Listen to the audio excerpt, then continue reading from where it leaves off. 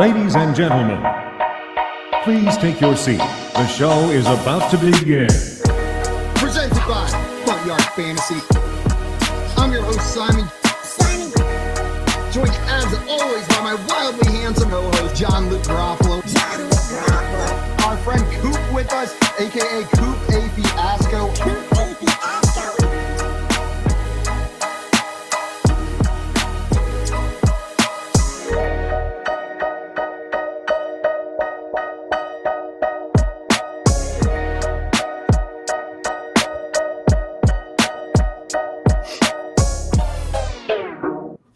What's up, everyone? Welcome back to the Front Yard Fantasy Morning Show here on Bettor Sports Network. It is Monday after an exciting weekend of sports. We had Selection Sunday. We had some crazy trades in the NFL, and we're going to break down a bunch of that for you here today. I'm your host, Simon, joined as always by my co-hosts, John Luke Garofalo and Andrew Cooper. What's up, boys? You doing all right this Monday? Have a good weekend? Yep. What up? Good morning. Fantastic. You know what I did this weekend that I hadn't done in, 10 years? Ran around on moon shoes at the roller rink.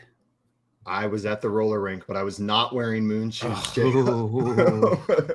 I was at the roller rink, and nothing's changed. If you haven't been in 10 years, if you've moved across the country, it's exactly the same as what you remember 10 years ago. The carpet is the same exact nasty black lit, like neon light, black carpet with the bright lights on it.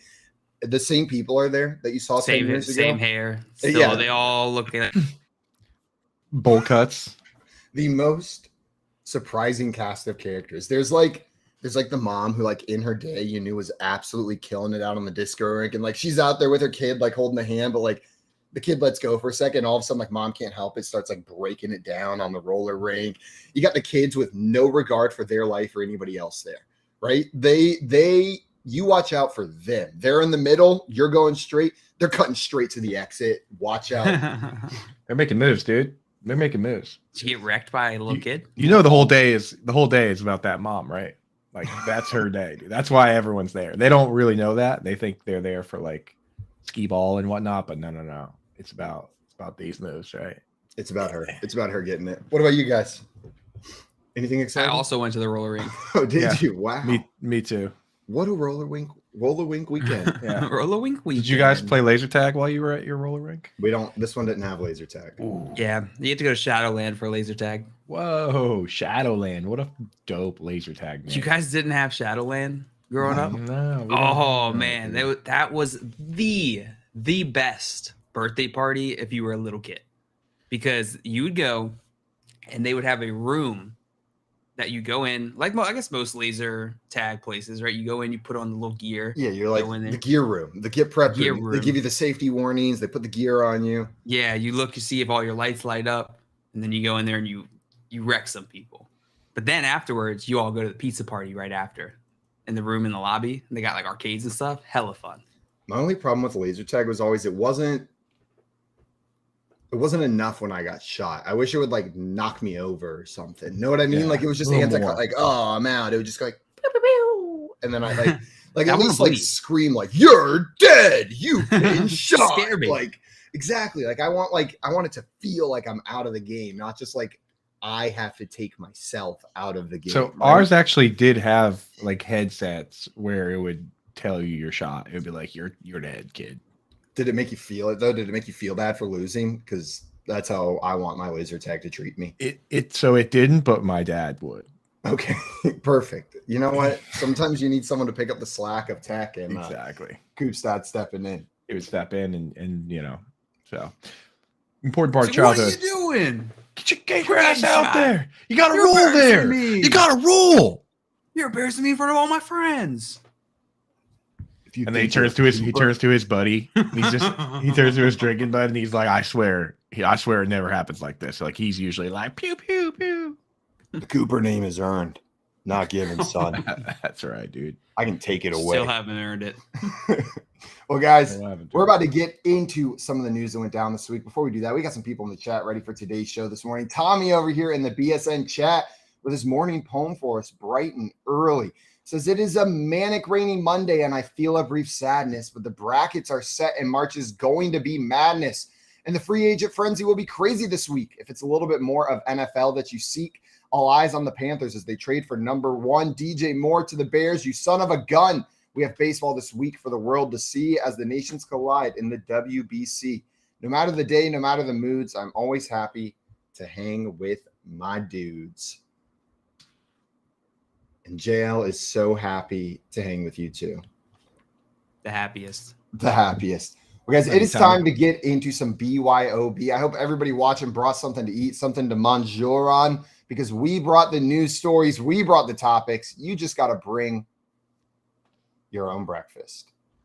I forgot what they had to bring for a second. I was like, oh, shoot. Just said it. They only had to bring one thing. What was it? I can't remember. What was it? I got I some brought a breakfast. Oh, what do you got? What do you got? Peanut butter sandwich, plain. Yeah. Old breakfast, Sammy. Mm-hmm. That's not gonna dry your mouth right up as we're talking. Oh, so dry. That's, you just go. You're not having like a glass of water or anything. You're just going after it. We're gonna start hearing Jell's. I was You know the dry mouth noises where like your mouth starts sticking together a little bit. Mm-hmm. Leanne and I, that's like Leanne's least favorite noise in the world. But we were watching like mattress review videos because we're shopping for a new mattress. We're in the market. And one of the videos we pulled up, like the person was very knowledgeable and great. We couldn't see them. And it was like made by the betting company. It was like the preview before we watched the other third-party reviews. But you could hear in between every word she said. And we turned it off 30 seconds in. We're like, yes, we're not getting that mattress. Yeah, no, thank you. I have synesthesia. Misophonia is actually what it's called, but it's similar. Misophonia.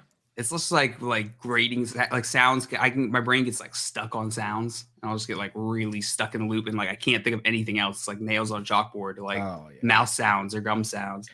Yeah, there's certain sounds that like make my like hair stick up. Like it's usually like the chalk sounds do it. The chalkboard sounds like if you pull a drawer out, that's just like that'll do it. Also the sounds of like biting on a popsicle stick. Ugh. Ah.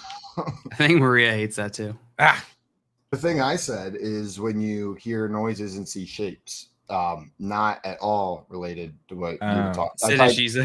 Yeah. That is when you hear sounds and correlate it to a shape or a word. But that's okay. You know who has that is Pharrell. Pharrell supposedly, and that's what makes him such a good musician. Part of it is that like when he hears stuff, he can like visualize it. That Maggie Rogers video started circulating again this weekend. You guys have seen that one where he goes to the NYU student to like showcase and he sees hers and he's like, I got no notes. And someone underneath comments, it was my favorite thing because someone underneath commented like, oh, you consider Pharrell a master of composition? Maybe check your standards. And that person just got obliterated. Oh my god! Because they were like, "Are you unaware that Pharrell's one of the greatest composers of our day and age?" Like, like not just asking us. It's not an opinion. Look at the number of awards he's won. Like, were they just going up based off of the song "Happy"? Probably. I think people sometimes see which Pharrell and just is fair. It's fair. Pharrell, you did that to yourself. All right, you got that money, but you know what you were doing. No, it's done. You sold out. The summer. You couldn't go anywhere without hearing that. And now it's fallen like many songs of the summer. It's safely landed amongst the songs that get played at every wedding. Oh my god! I was looking at wedding bands yesterday. I hate the song Uptown Funk. I'm sorry, it is a terrible song. Amazing song, and every freaking wedding band plays it. It's the worst. It's an excellent song, and it has to be played. Yeah, I love Bruno Mars, but no, thank you. I'm out on. Yeah. For breakfast for me, I have a banana and half a donut from Donna's Donuts in Tewksbury, Massachusetts. Donna's, you go to Donna's right before the show? I went this morning, bright and early, dude. Drove up to Tewksbury, which is an hour away, and an hour back. Wow. So it was pretty long morning. Yeah, dude. Donna's Donuts, they're famous for their cheeseburger donut. And they have this like deli. They have like a deli case there full of like crazy donuts. So they'll be like all their regular donuts. The deli case will have a cheeseburger donut that's made out of like 2 buns that are glazed donuts, and the middle is like a chocolate donut type thing. They'll do It's too much donut. they get that's not even close to too much compared to some of the other ones they have. They have, first of all, they'll just do donuts that are this big. But dude, they have one. When I was there, it was a meatball sub donut. So it was That's terrible. so it was a Sounds donut. not good. It was a donut sub made of donut, and then the meatballs were munchkins inside of the sub. Okay, Oh, okay. of That's adorable. much better. Yeah. I like that Kind idea of way adorable. more. got Tim in here Do you saying think it was just a meatball sub that was made with real 100%. meatballs and donut? Oh, nice. I mean, that'd actually be kind of can, dope. can you blame us? You said a donut with meatballs inside. That'd be kind of dope, though.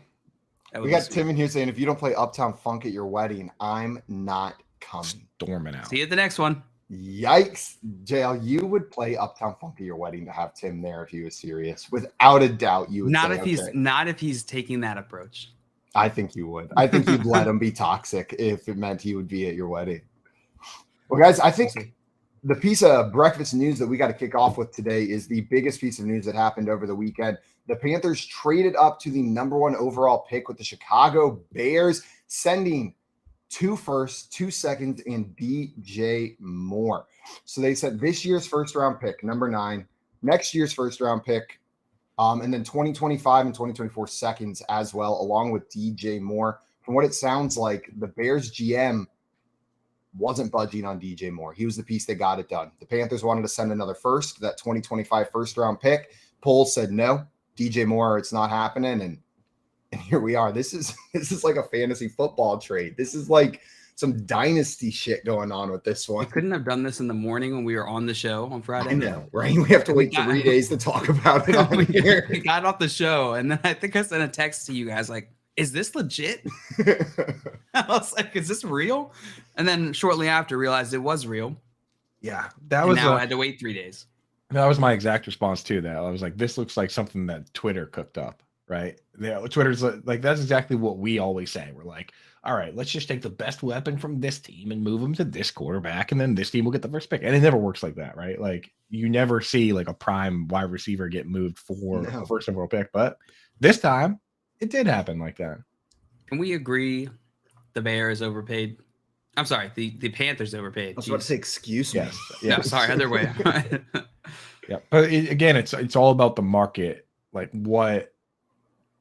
we've seen it before with like the Patriots trading a second for Mohamed Sanu. Like the other offers are real. You know what I mean? Unless they're bluffing and they're just going to be like, oh, just kidding. We are not doing that. This team has offers coming in from all across the league, right? And then you got to just keep one-upping him until you get your guy. Now, the thing is, if you look around the league, if the quarterback they take becomes Trevor Lawrence or Patrick Mahomes, it's not an overpay, right? That's exactly what I was gonna It's say. all about Like, the right result. Right now, it feels like an overpay. But if this guy is Joe Burrow, if this guy is like Trevor Lawrence, like you said, then the Panthers don't care that they sent away DJ Moore. It's just so it's like you're getting your guy, but you're setting him up for failure, right? You're setting him up Hey, for a he's got situation where he's Laviska under Shenault. leveraged. Terrace Marshall. Yeah, maybe Curtis Samuel will come back. Who knows? Yeah, but the thing is, it's so That's what we're simple. counting as his weapons as former wide receivers of the Panthers that That left. might think about coming back. I don't know. The league is so cyclical that it resets. I mean, like with the quarterback, we're when you draft a guy, you're predicting him to play for 15 years. So like it's gonna like the whole thing resets within a couple of years. Like look at the Rams; they're already past the part of like now they're struggling now, but after this year, they'll be past the part where they don't have any picks. The reality of the league now, though, is they move on from quarterbacks quickly. If you don't set them up and they don't perform within their first couple of seasons, they often do move on faster than they used to. So I get what you're saying. Now, that being said, how many times have we seen it now? The Bears are following suit, get a young quarterback, a big shiny new weapon in his second or third year, and say, okay, you've made a little bit of improvement. Let's see if you can make a big improvement this year.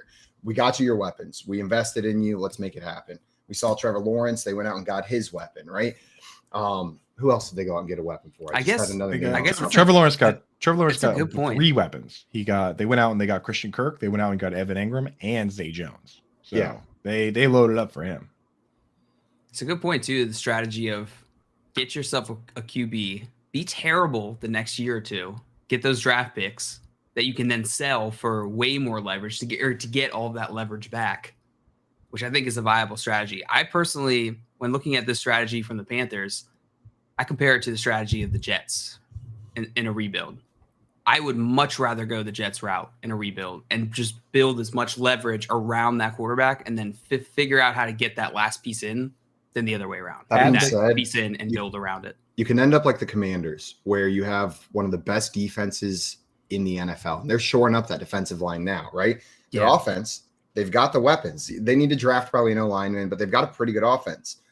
They're never good enough to be in contention for one of those top quarterbacks, but the rest of their team keeps them in contention in the league. Now, the Commanders have a unique situation where they're never attracting a free agent quarterback under Dan Snyder. Like the Patrick Mahomes, the Aaron Rodgers, the Tom Brady's, if these big names come available, they're never going to go to Washington. So the Jets, the other teams in these situations have an additional out that the Dan Snyder-led Commanders currently don't. But it is something you can fall into, one of these like middle of the road teams that is never quite competing for these young quarterbacks, but never good enough to really compete for a title. Just on a sidebar quick, I was thinking about that this weekend with the Jets, that people forget that Adam Gase, right before he got fired, for no reason at all, came out and he beat the Rams.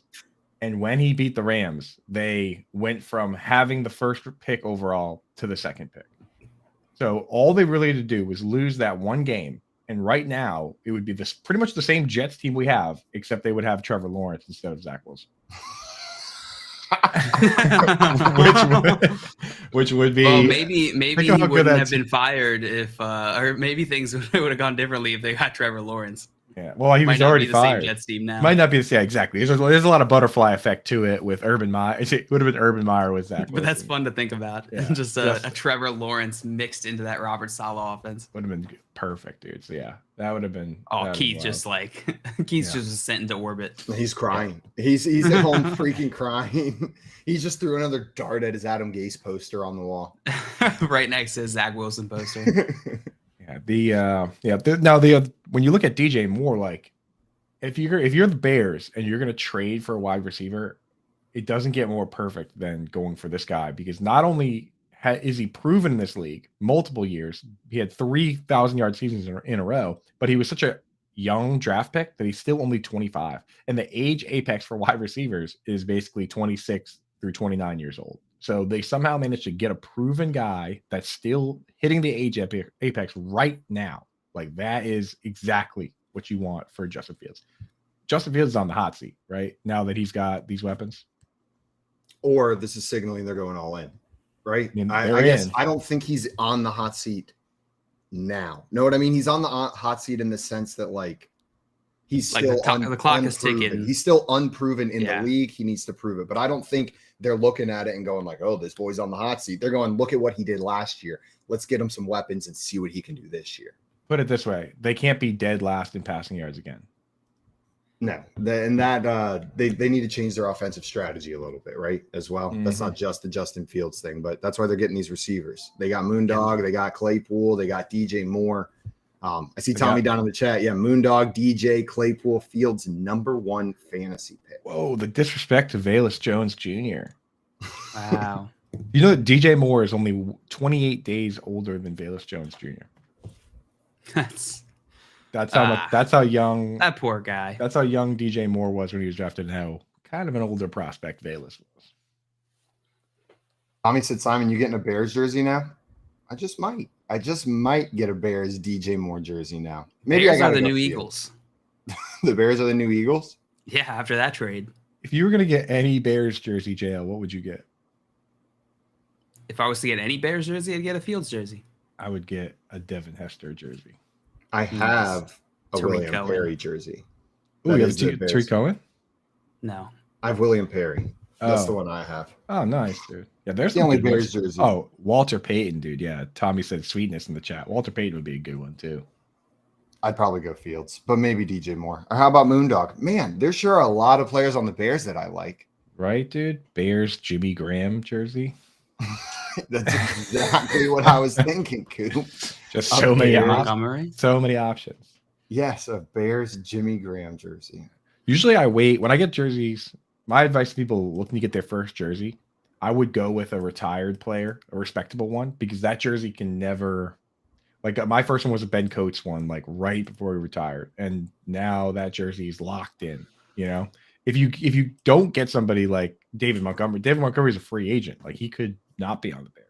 So if you're not going to get if you want to get an active player, wait till they sign their second contract. That's the perfect time. Guy comes in, proves he's good, signs a 4-year deal. You got 4 years to wear that jersey, or at least a couple. Or buy whatever you want, wear it, and say, "Yeah, I'm poor, and I bought this before he was traded." Exactly, dude. Those lines work as well. That works. You know what? You guys can laugh all you want about an outdated jersey, but this is a piece of history now. When Not DJ only- Moore was on the Panthers and his number was different. Okay. Yeah. Like, so you guys can act all high and mighty. Tommy in the chat, like a DJ Moore Panthers jersey is lame. That's a DJ Moore rookie jersey is what that is. That's a DJ Moore rookie jersey. That- Boom. Autographed Let's go. rookie I just jersey. gave you this Throwback. straight up talking point. Anyone that ever calls you out on it again, boom, you got that. Well, Well, if they that- call me out on it again, I've just it's a litmus test for friendship. Now that you've pointed that out, I think that the worst version would be the DJ Moore number 2 jersey then, right? Yeah, definitely over 12 now. God, there's Now so because many that's of just them. like some in the middle jersey. God, all the Yeah. all the DJ Moore collectors got in a little late, didn't they? Mm, Kind of Yeah, grabbing not you. nerds. the lame ones. Not me. I've been in since the beginning. Yeah, Die of hard. the NFL. While we're talking about this, I saw a ridiculous. The first time I read it, I was like, "Oh, that's a cool stat." And then I read it again, and I was like, "That is absolutely absurd." What I'm reading right now, a DJ Moore statistic. Well, I guess this is a Bear statistic. DJ Moore's 364 receptions over the last 5 seasons would make him third on the Bears' all-time receptions leaderboard, trailing only Walter Payton and Matt Forte. So he would be third on the receptions list all time, and the only 2 players he's trailing are running backs. Walter Payton and Matt Forte are the only Bears players in history Dude, with the more Bears do receptions not than pass DJ the Moore ball. would have had. Wild. Chris I'm Emma tweeted this out. This was a tweet from Chris Emma on March 10th. I'm surprised That's that Brandon Marshall's not on that list. He wasn't there long enough. I think Yeah, is wasn't what there it long was. enough. He wasn't there long enough. He was probably on track though. I'm trying to think of other like good fantasy wide receivers that play for the Bears. Like Bernard Berrien was good for a little bit. Alshon Jeffrey, Allen Robinson. Willie Now Gault. his yardage. Chris pointed out that his yardage, his 5,202 receiving yards, would be the most in franchise history. And again, only 25 yards as he's arriving there. So good, dude. Absurd. They're gonna have to make some changes. So like you're talking about, they can't be last in the league in passing yards with Fields this year. It looks like with these stats, maybe they've it's not just the Fields issue. They got to make some changes to how they run that offense. For sure. Yeah, they got to chuck. It's and I mean, dude, awesome. And we haven't even talked about Cole Kmet. Like they have pretty much everything they need across the top. If they bring back David Montgomery, they're rock solid. So we'll see. Bears could be a lot of fun this year. It could be. Just the absurdity of the second and third, or the first and second all-time reception leaders for the Bears being running backs is insane to me. Just insane. Matt Forte in PPR was as solid as you could get. He even had a 100. Definitely had a 100 target season. He might have had a 100 catch season at one point. Matt Forte was awesome, and he also kind of looks like Common. Another fun fact with Matt Forte. Yeah, 100. He had a 100 reception season in 2014. That's a lot of passes. Yeah, that's absurd. There's another trade we saw this weekend. Not as big, not as much of a splash, but Schefter tweeted out, trade is now agreed to per sources. Dolphins getting Pro Bowl cornerback Jalen Ramsey. Rams get 2023 third round pick, number 77, and tight end Hunter Long. Yeah, How do you guys feel about that? Ani Coop trading with my sister's favorite team, the Dolphins. So that's a pretty Cooper to Cooper trade there. Wow. It's interesting because it doesn't free up a lot of cap space for the Rams this year, but next year it frees like 26 million. So they had to get under the cap. The Rams did. This was the last move that gets them just barely there. They also cut Bobby Wagner and they cut Leonard Floyd. So that's how they got into the cap. Had to be done. And Dolphins get their guy, and then the Dolphins immediately turned around and gave Ramsey a new contract with like $36 million guaranteed. So they got him locked in for the next 2 years. Yeah.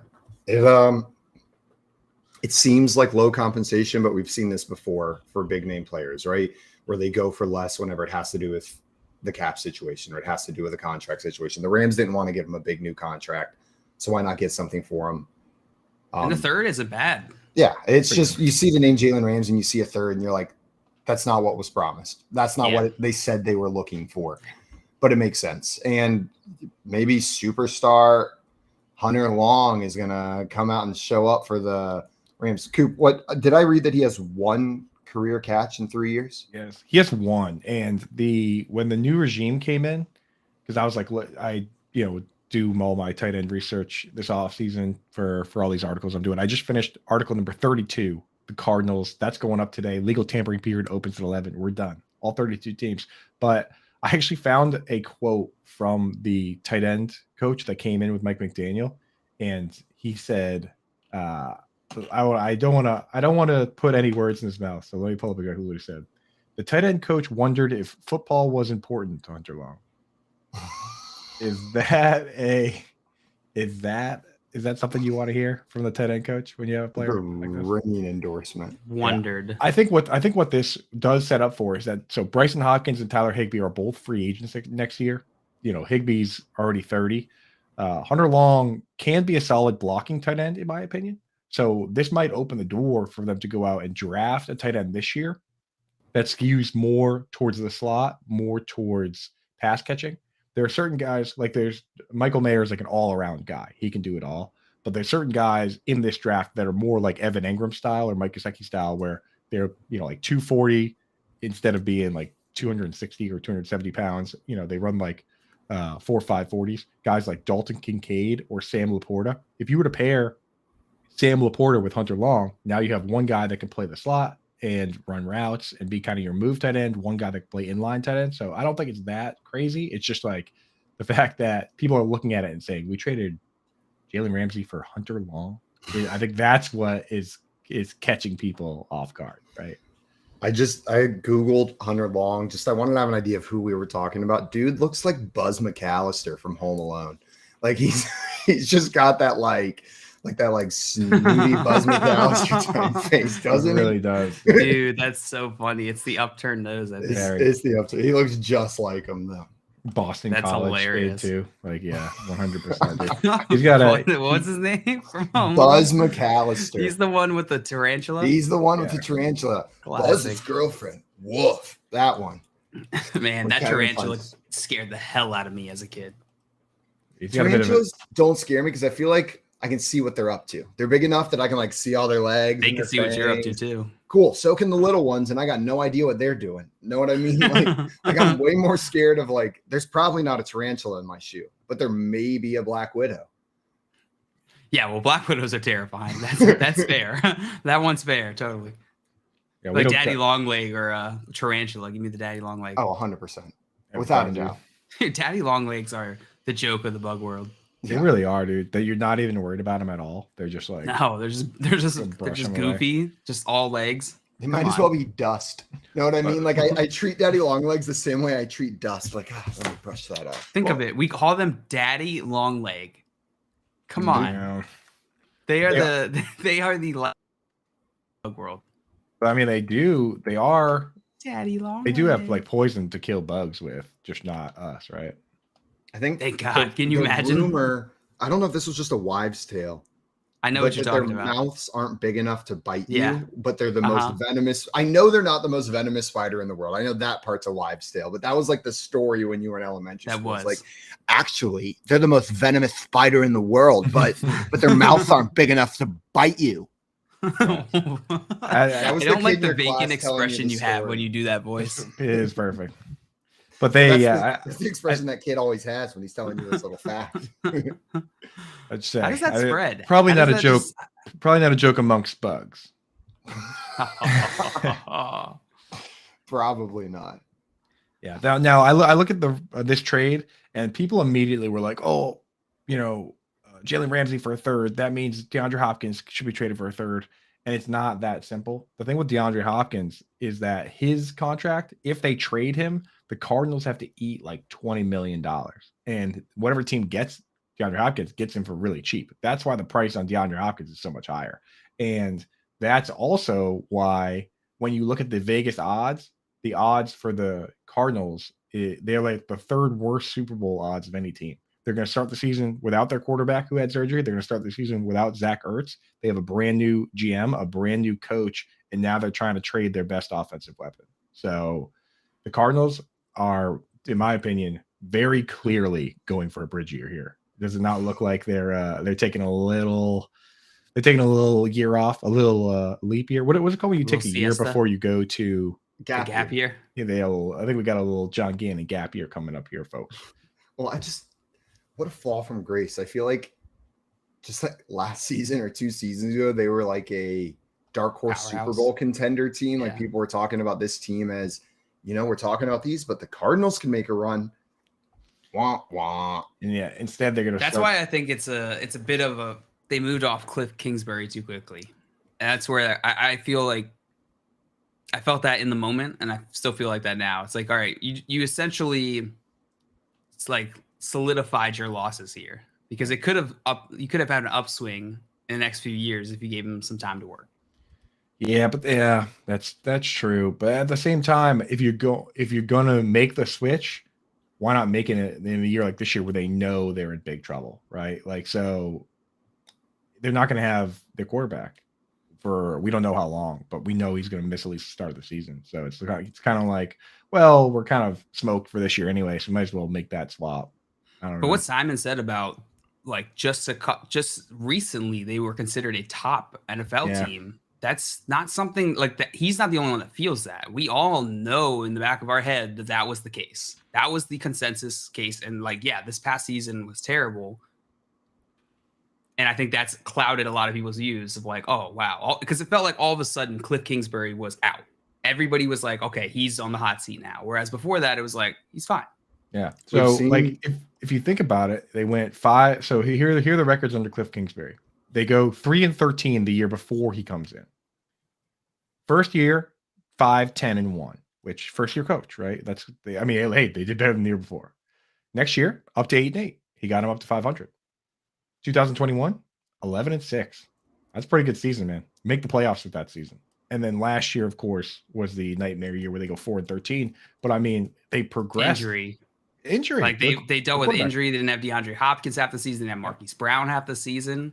JJ Watt retired. One bad season. Yeah. Like he ramped it right up too. 5-10, 8-8, 11-6. One bad season. No room for error. So, yeah, that's tough, man. So, it is ruthless. When we did that, when we did the show with Vinny Iyer, where we went through and we're talking about the longest coaches that have been in the league. The guy that was like 6th or 7th on the list had only been on his team for like 6 years. Right. And I think the Cardinals were even worse than that. They were like, they haven't had a coach that's lasted longer than 6 years. Nope. Something like that. I get the whole list in front of me now, and I don't think they ever have based on this list.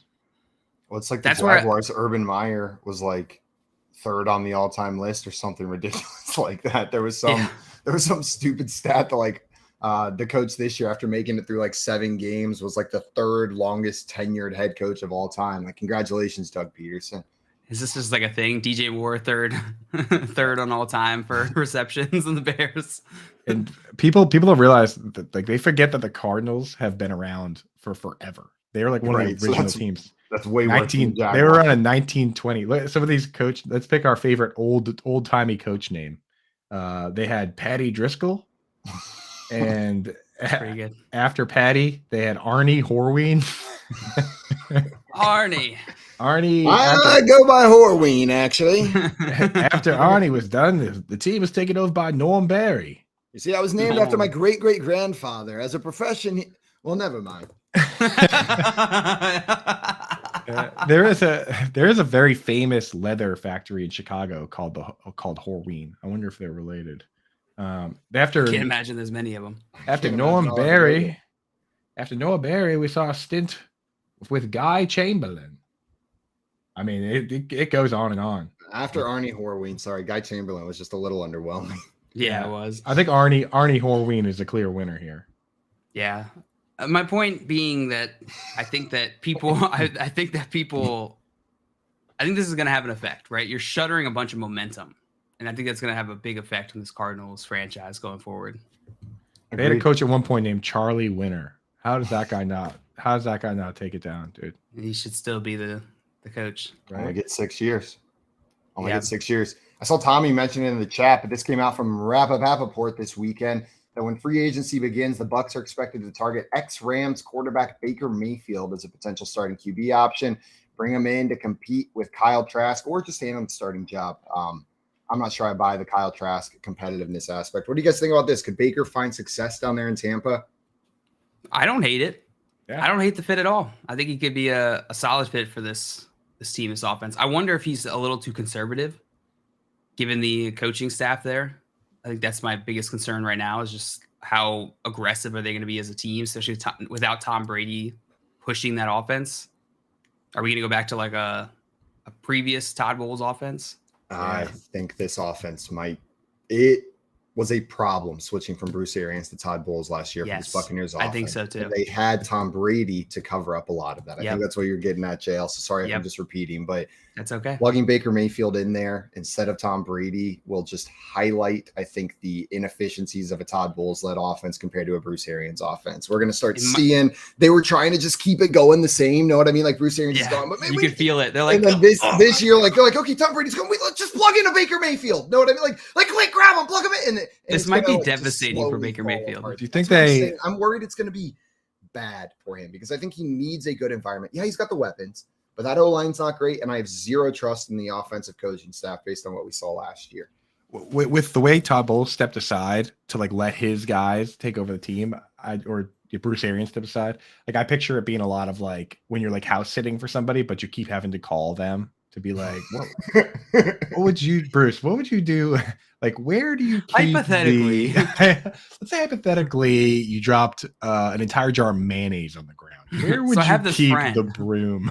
I have this so where would you keep the broom? Oh, let's say we needed a new where's the mayonnaise broom? And the only one I can find is Kyle Trask. Where would you keep your other quarterbacks? Where are you hiding them? Yeah. Where are you hiding the secret quarterbacks? And Bruce Arians has to get off his bar stool with his old timey cap his on. 1920s stickball kid hat. He's wearing Arnie. What is Arnie Norms? Arnie Horween's hat. Norm's hat. That he found it. He found it when he was coaching the Cardinals. The old dusted off. It's like, huh. Yeah. But I will say this for Baker Mayfield in this situation is that he's coming in and he's getting two weapons: Mike Evans, Chris Godwin. I mean, Kate Otton's pretty good too. So as far as the Baker Mayfield story goes, this is probably his last real opportunity to prove that he's a starting quarterback, right? Like if you can't get it done with Mike Evans and Chris Godwin, it's going to be a tough sell to other teams. Yeah. Yeah. I mean, he has showed multiple seasons of looking all right. So I think he's a guy that would continue to bounce around as maybe a backup, a fill-in kind of guy, a Tyrod Taylor type of player who gets starting jobs from time to time. But hopefully this works out. We've seen flashes from him of being like a not just good, but great quarterback. It'd be fun to see it work. Yeah. I want him to stay with the Rams, but we'll see if it can happen there in Tampa Bay. Yeah. To JL's point, probably a better fit for Chris Godwin than Mike Evans, we think. In terms of what he does. Mayfield? Baker, yeah. Like, because with Evans, I don't know how – we'll see if he maybe changes how aggressive he is. But with Evans, he's kind of a huck it, chuck it, get it downfield type guy, right? Versus Godwin, who – How much is Baker hucking and chucking? Well, that's what I'm saying. That's not what I'm that saying. much. I don't remember.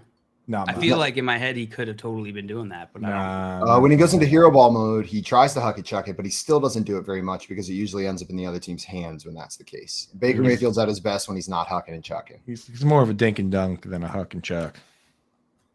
That makes sense. Dustin said, "Who's a better fit when Trask beats out Baker for the starting job?" Ouch. Nobody. Man, I didn't know Dustin was a Kyle Trask truther over there. Everyone, Trash truther. Trash truther. Might be more of a Baker hater. Trash force. I know our fantasy alarm, John and Pemba, has been a Baker detractor for many years now. And so far, he hasn't really been wrong. The thing with Baker is that he just seems like such a fun guy, like a good, you know what I mean? He seems like he has good intentions. So I root for him. I don't know if good intentions is the word I would use. I was with you with fun guy and good He intentions used to be for. fun. I think he has great football intentions. I don't know enough about him as a human. Like I think that may not be anybody in the league that wants to win more than Baker Mayfield, which I think drives his angry look on his face when he's on the sideline. But Tom Brady really likes winning. Tom Brady does really like winning, but he's a little bit poutier about it, I feel I've never seen someone who quite literally has it all still have just a absolute need to win. Just a chip on his shoulder. Just absurd. Yeah. Another interesting piece that came out this weekend, a rumor that came out of this weekend, free agency nugget to pass along. This one comes from Ty Dunn on Twitter, by the way. It says there's mutual interest in Jamal Williams returning to Detroit, but a source told me that today that Buffalo, Cincinnati, and New York Jets are all very interested in running back, or in the running back, not in running back. Williams led the NFL with 17 rushing touchdowns last year. Jamal Williams, it feels like he belongs in Detroit. It feels like he's just captured the hearts and minds of Dan Campbell and that coaching staff. But I don't know. It's a lot of touchdowns. Maybe a team throws in the bag. You guys think? You see him pairing with Devin Singletary out the door, pair Jamal Williams with James Cook, have him be the 1-2, James Cook be the 3. That would work all right. Ruin. That would work Buffalo all right. Running back value for fantasy. I went back and looked at it yesterday, and DeAndre Swift and Amon-Ra St. Brown, the two of them, got tackled at the 1 yard line a combined 6 times last year. And Jamal Williams scored every one of those touchdowns except one. And that's the 1 yard line. Like there were other ones where they got tackled like the 2 or the 3, and Jamal Williams scored those 2. But 6 times those dudes got, and one of them was a play at the 26-yard line where DeAndre Swift gains 25 yards and got tackled at the 1, and then Jamal Williams went down and scored the touchdown. It's like unbelievable. They just out there. It was like Shaq and Kobe just throwing alley-oops, except there's 2 Kobe's and 1 Jamal Williams Shaq just dunking everything. They just that comparison got weaker and weaker the further. It's like Shaq and Kobe, but there's 2 Kobe's, 1 Shaq. They're in Lithuania. It's Wednesday, and there's no Kobe's now and no Shaqs, and just me. Williams, just Lithuania. No one's playing basketball. Boom. Just like that. Just you can picture it. You can picture it in your head. And Lithuania is wearing the jerseys. They're Olympic jerseys that were purchased for them by the Grateful Dead. Do you guys remember that? Yeah, I do remember that story. Now you picture exactly how it went down. My mom texted me 2 minutes ago. Chug. That water, dude. Chug. This weekend, I realized, I don't know what, I think an article about Fish came up, and I was like, I've never really listened to Fish. And so I went to listen to the band, and then I was like, not for me, but I'm going to trust people that it's like, you got to see it live. It's one of those bands, like every article I read, truly they are a live music band. The studio albums are props to for their fans. And then I was like, I've never listened to Grateful Dead either. And all the articles I was reading, it came up with both. And so I went and listened to a couple songs, and not a huge fan, but a little bit more my speed, a little bit more my style, I think. But you know what? I respect it. I wanted to get it into my musical catalog of when people say the name of the band, I have an idea of what it sounds like. And I literally had never done that. Have you guys ever watched a Grateful Dead cover band? No, I've not. How's that go? It's weird. It's just weird. Weird's not bad. I like weird most of the time. Yeah, but the one time I did, I was at a restaurant with my dad. We were just sitting there eating. Slowly, people started to coming in, and they all knew each other. Sitting there eating, kind of just looking around. Then all of a sudden, the band starts playing, and everybody gets up, and all the deadheads start dancing. I was like, oh, my dad had to teach me. Yeah, you got to get in, man. I mean, the thing is it is the experience. And Howard Bender from Fantasy Alarm has been to over 200 Fish concerts. So, look at Simon's frozen cheese face right now. He's cheesed up, dude. Oh my God, he's so happy right now. Look at that smile. He looks like a deadhead at a Grateful Dead cover band concert. I just screenshot that. That's gonna now be my cover or my contact photo for him. That's a beaut. Yeah. I think the current one is him in an elf onesie, Buddy the Elf. Gonna be tough to swap those out. Gonna be Yeah. tough. We might have to do a Simon picture bracket one of these days. Oh, that's a good idea. You would hate that. But You would absolutely hate that. Yeah. Anyway, so Ian Hartitz, he actually yesterday posted all the touchdown run lengths for Jamal Williams. Here were the touchdowns. His 17 touchdowns. 51 yards was the longest. 13, 7. So those were the 3 longest. 51 yards, 13, 7. Every other one was under 5 yards. It was 4, 2, 2, 2, 1, 1, 1, 1, 1, 2, 1, 1, 1, 2, 1, 1, 0, 2, 3. So he had 10 touchdowns that were 1 yard. Wow. Yeah. I don't know if that's easy. I don't know if that's necessarily easy to repeat, right? No, but I don't think I think there's a reason all these teams are interested in him, right? He's not just a gimmick touchdown guy. Surely 17 touchdowns. You don't expect Jamal Williams, the second string running back on the Lions, to be the touchdown leader in a normal season. I doubt we see that again next year, but I understand the interest from these teams. You still have to be the dude to run it inconsistently from the 1 yard line like that, Sure. right? There's a reason when DeAndre Swift would get down to the 1, instead of giving the ball back to DeAndre Swift, those 6 times they were on the 1 yard line, they gave the ball to Jamal Williams over and over and over and over and over again, right? Like that says something about what the coaching staff thinks about him compared to the other options on the team when they get down in that position. It's the same reason that the Cowboys always give it to Zeke. There's something to be said about getting that 1 yard when everyone knows you need it. Yeah, and everybody knows you're about to run it. Mm-hmm. Yeah, Jamal Williams. How do you guys feel about Jamal Williams if he goes back to the Lions offense? Where are you drafting him? Not. Yeah, I probably won't be drafting much of him. He's probably going to go much higher. He's one of those players. Where are you comfortable drafting him? Where would I be comfortable drafting him? I think that so the way I separate it up these days is that you have the every down backs, which there are fewer and fewer. And then most of my leagues are full of half PPR. So I'm taking the guys that skew pass catching first. And then I come around to the guys that are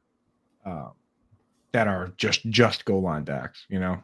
So he would be in that range. I mean, the thing is, how can you take these days Zeke that much higher than Jamal Williams, right? Yeah. Yeah, they're probably similar players. It probably comes down to which offense do you like better? Who's going to score more touchdowns? Which team is going to put them in that position to get the ball on the 1 yard line, 2 yard line more often? And I don't know if it's the Lions or the Cowboys if he does go back to the Lions. That's the thing with Zeke last year is he did score 10 touchdowns, was it? Or 11? He actually scored 12 touchdowns, but the Cowboys were third in touchdowns in the entire league. So you kind of need that. If the Cowboys aren't going to be as good, ipso facto, Zeke not as good. Yeehaw. Made some trade offers for trading away Zeke and Pollard this weekend. Dynasty. Probably smart, dude. Because I think at the end of the day, Zeke is going to work out a deal to stay with the Cowboys, just like restructured contract. And honestly, it's best for both their careers to just stay and split the work and play as long as they can, I feel, right? Yeah. Sucks for fantasy football. Yeah. Yeah. Now go ahead. I was just going to throw a couple names out there versus Jamal Williams. Like, who would you take? Like, would you take Jamal Williams or Zeke? Who would you take out of those two guys? Zeke. I think I'd take Zeke. If he's on the Lions, is that like the assumption? Yeah. So the assumption is Jamal Williams back to the Lions. Give me Zeke still. Give me Zeke. Yeah. But it's close. They're very close. Yeah. Yeah. I'm with Simon. What about Tyler Algier? Give me Jamal Williams. What do you think, Simon? I think that's closer. I think every time I go back and look at Tyler Algier's season, I am surprised by it. That being said, I think he's got some of the least security of any starting running back with that volume in the league. They could add anybody. I don't think they're ready to hand the reins 3-down roll to Tyler Algier. Okay. Now sorry. I think I'll go Williams, but it's close. Algier, I could totally see him just coming out and being a top 12 back next year. The surprise guy that does it. Now, would you take some of these pass catching backs? Like, let's say hypothetically, let's put Damian Harris as a early down back on the Bills or the Eagles. Would you go for like a James Cook or Kenneth Gainwell over Jamal Williams, or would you rather have the the Jamal Williams. Give me Jamal Williams. You get a little bit more. I'm sorry. Go ahead, Joe. That coaching staff trusts him. They trust him enough to use him when they don't have the trust in DeAndre Swift. If DeAndre Swift is not healthy enough, that type of trust for me is a easy tiebreaker. I do not see that in either of those other two players. Yeah, and the other part of it is that if they if they're going to pay Jamal Williams to come back, then you got to believe that they're going to use him and probably use him in a similar fashion, right? If they weren't going to use him that way, why are they paying him? Because they have to pay him right now. He's an unrestricted free agent. What is it legal to structure a contract per touchdown? You can do incentives. It would be cool if it was just per touchdown, but you can do incentives where it's like if you get double-digit touchdowns, now you get an extra $250,000. So they could. So in theory, could they incentivize? Could they just set up a pay scale of like 1 to 100 touchdowns, and like incentivize each one by upping the pay? Yeah, it would be so. That would be so tricky because who controls touchdown opportunities? It would have to be on like DeAndre Swift and Amon-Ra St. Brown. It would have to be on like a Super Bowl contending team, right? It would have to be a team where like, yeah, it couldn't be on a bad team because they would just bench your ass. They would just put you on the bench. That's what I'm saying. Save money, just bench somebody. Yeah. Not that the coaches really care about the money part. That's usually the owners, but you could try and set up a contract like that if you want to have a big argument with the NFLPA. I think those are the guys that would have the problem with that. They'd be like, hold up, dude. Yeah. The guys fully guaranteed. Okay. I can see it now that they would, the moment they get to the 1 yard line and anyone else scores the touchdown, then FLP be like, this is contract suppression. I take it back immediately. That's a bad idea, but what a fun idea. That's a fun idea for sure. Hey, do that with like the bonuses, You could do like a bonus. Speaking of fun ideas, did you guys see the quote from Josh Allen talking about Aaron Rodgers this weekend? No. Optimistic Jets interviewed him. He's on video saying it. They asked him about Aaron Rodgers, and he said, I think he's too competitive to not do anything. I just got to keep some ayahuasca on hand. And this is whenever he's asked about Aaron Rodgers being in the same division. So Josh Allen coming out throwing little shots at him. I love that, dude. I love that. You guys think Stephon Diggs is still mad at him? At Josh Allen? Yeah. Maybe. I mean, you're the one that you know Diggs best. Do you think he would hold that kind of grudge? This is my chance to slip into that best friend role. It's time. Go for it. What's your move? What's the move, Jail? What's move number one? Hey, you fall from heaven? Because you're on the way down. You fall from heaven? Because your face sure looks messed up. Check his tag on his shirt. Just what I thought. 100% angel. Is it a little kiss on the cheek? Stop. Oh God. Then you let him one, Coop. You just like flooded my brain with like traumatic, embarrassing memories from college. Walking up to people and being like, "You see this tag? I think it's terrible. This is boyfriend material." You pick up the stud finder thing and you're like, beep beep beep beep beep beep. Oh, that's the dad move. If you're doing that at a college bar, you're too old to be at a college bar. Well, what's the stud finder? You have it in your pocket. It starts working. You start all of a sudden starts beep beep beep beep. Starts dragging you around the bar, going up to random guys. Beep beep. No. It's the Geiger counter themed pickup lines that really get the job done. You gotta start just carrying them around and measuring radiation. Damn, girl, you clicking? Because you have radio activated, my love. Oh. On that note, you guys ready to get into some Weddle? Yeah. Before we do, Jeff had a question for us. Do you think DJ Moore is a true wide receiver one? Absolutely. I think DJ Moore has been a wide receiver one with about as bad quarterback play as you can have your first couple years in the league. 3,000-yard seasons, like Coop said earlier. He's 25 years old, a true one wide receiver. I don't think he's a wide receiver one right off the bat in Chicago, and it's not his fault. But it has nothing to do with his talent. He's talented enough to be a wide receiver one. I don't think his situation is going to be good enough. Are you talking wide receiver one for fantasy or for like? Are you talking top 12? Just in general, receiver? Like a top 12, wide receiver. There's a few of these that annoy the hell out of me where it's the same word but two different meanings. So there's the wide receiver 1 in real life in the NFL that, like, if you're on ESPN and you're not talking about fantasy football, then you say wide receiver 1, which means there's 32 teams, there's 32 wide receiver 1s. And then there's the fantasy football context of wide receiver 1, in which case there's only 12. So for NFL standpoint, I think he's wide receiver 1. For fantasy football, I agree with JL that I don't know if he is as of this moment with Justin Fields. And I was talking from the NFL perspective. From the NFL. think I he's could a pick up. I was true picking that wide up. receiver 1 in the NFL. He is a quarterback's best friend to bring him in here. Like, if you want to get your quarterback a true wide receiver 1, DJ Moore's the perfect guy. I agree with you guys. I'm not going to project him top 12 for fantasy from a team that ran the ball 4 times or that passed the ball 4 times last season. Ran the ball 4 times. That's And Jeff in the chat saying he's asking from a real life perspective, in which case I do. He's got prototypical, he's not a 6'4" split end, but he's 6 foot, over 200 pounds, prototypical size.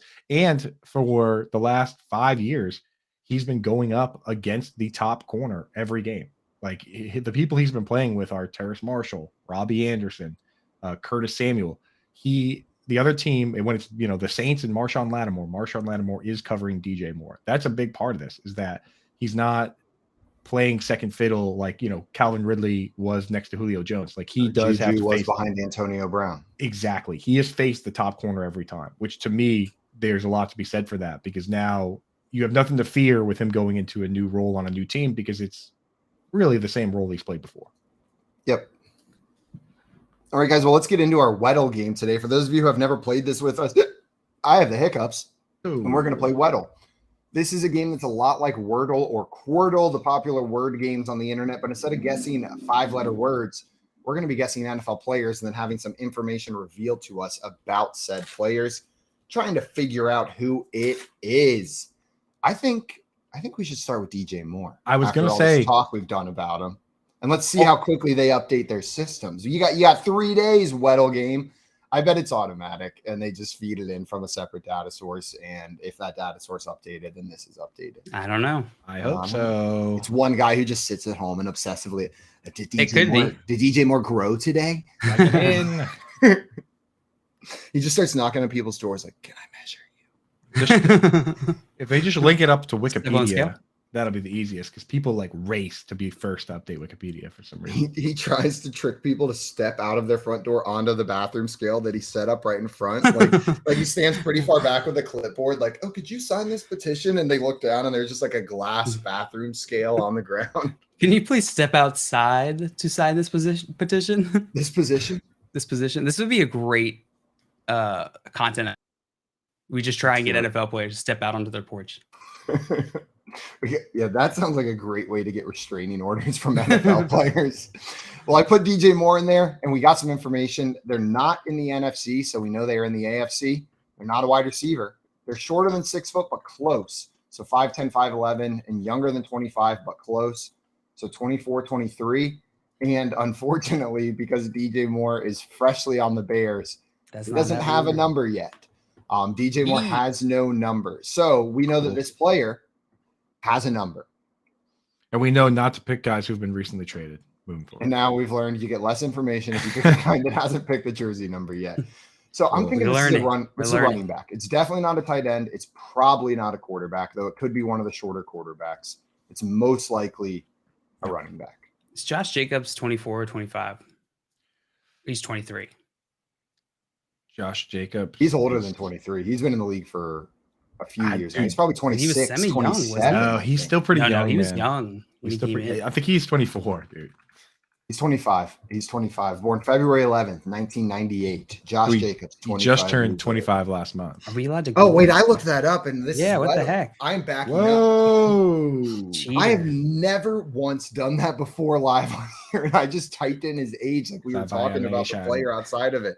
Get your head in the game, Simon. Get your head in the freaking game. I've definitely done that. I've in your defense, I've done that too without thinking, where we just have this argument and I'm like, I'm looking it up and I look at the jersey number. It's because we disagreed. It's because I thought he was older. I was like, I'm going to prove them wrong. Yeah, no, I've done that for sure. Okay. All right, so it's not Josh Jacobs because I guess we know he's 25 now, so definitely not him. Who would be similar? Clyde Edwards-Helaire? He's young. He's shorter than 6 foot. AFC, shorter. Yeah, get him in there. Back, right? Yeah, let's Get him put in there. Clyde in there. That'll give us some info. Okay, running back is correct. AFC is correct, but not the West. He's too short. Uh-oh. He is 5'7". Too short. And we know the player's 24 now. So we're looking for a 24-year-old running back whose number is higher than 28 or 28 or higher. Okay. They are 5'11 or 5'10, and they are in the AFC, not West. AFC, not West. So that's pretty much everybody. Browns. The Brown. No Brown. No, too old. This is Najee. Dernis Too Johnson. old. Najee's ETN? too old. Wrong. ETN's division. number 1. He's number 1. And NF. No, he's AFC. He's AFC. Who's on the Bengals? They have old running What backs. about Michael Carter? Michael Carter. How old's Michael Carter? Young. Yeah, that could work. And I think pretty he's number young. 32, if I'm not mistaken. You guys want to get it in there? Yeah, let's go Michael Carter. Okay. He's 5'8", Oh, he's young. 23. His number is 32, so we know the numbers between 25 and 32. Nice pull on that, JL. AFC East is incorrect, and the running back is correct still. So he's 29. We know it's not Or AFC younger. East or West, so it's He's 26, between 26 and 29. Yeah, we're looking for a young running back between 26 Craig in the and chat 29. says What about James, Mondre? James Cook. He also threw the grimace emojis out there, dude. Shout out grimace. James James Cook Cook's is too young. Too young. Yeah. What about Ramondre Stevenson? East, Andre. no East. No East. Oh no, East. Thank you. I said Weast. East. Zach Moss. Zach Moss On could the be Colts? correct. Yeah. Yeah. I don't know what He's- his number is. He's relatively young, right? 10? This is number 10. Zach Moss. Okay, so we got some things. We got quite a bit right with Zach Moss. Indianapolis is correct. AFC South is correct. So it's Jonathan Taylor. no, he's too. Is Jonathan Taylor the right age? What was the other guy? He's 20. Yep, it's Beyond- Jonathan Taylor. I just wrote the Colts article yesterday. Just yesterday. He's 24. Jonathan Taylor is absolutely correct. 24. Gosh dang. Nice Yeah. work, guys. The Colts are an interesting spot here. Speaking of Jonathan Taylor, they're pretty set at running back.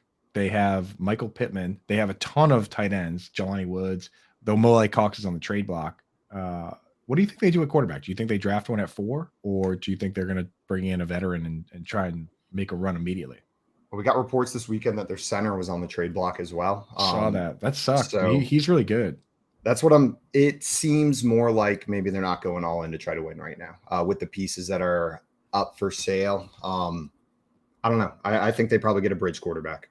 Without looking, if you guys had to guess how old Quentin Nelson is, their star, maybe the best guard in the league, how old? 25? Do you say he is? He's pretty young. He's what? I'm with Strap, JL. I'll say 23. 25. 26. He's 26, turns 27. But I mean, like, talk about one of the best assets in the league. Like, this guy's been all pro for like 4 years in a row now, and he's still only like 26. Best asset in the league. Quentin. Nice Quentin Nelson. asset. A lot of people have called me best asset in the league. Yeah, you got a nice asset. Well, guys, coming up, we're going to talk some more about JL's nice asset. We also got some games for you. We're going to sell you some pens and some other assorted goodies and takes. We're going to talk some free agency predictions, go over the results of some of the BSN match game, and talk other free agents as the legal tampering period kicks off today at 11. We'll play some poll perception and then help Reddit with their toughest life questions in a section we call We Answer Reddit. You're watching the Front Yard Fantasy Morning Show here on Bettor Sports Network. Talk about your picks and your fantasy teams on Bettor Sports Network. The importance of checking out the site that you're playing on. Default rankings of these sites. A lot of times they don't get updated. I know from experience. I used to write default rankings for the NFBKC, the basketball version of the NFBC. I'd write these default rankings in June for the NBA, before the NBA draft, before free agency opened up. And guess what? I was never asked to write an update article or update the default rankings. This happens a lot. Maybe if there's something obvious, it gets updated. Aaron Judge, for some reason, hurts his back. Maybe they make that change. Just maybe. But you don't know that. And that's why it's just so important that you show up to your draft room or you do that pre-draft prep. We're all busy. We know we're about to devote a lot of time to our fantasy baseball drafts.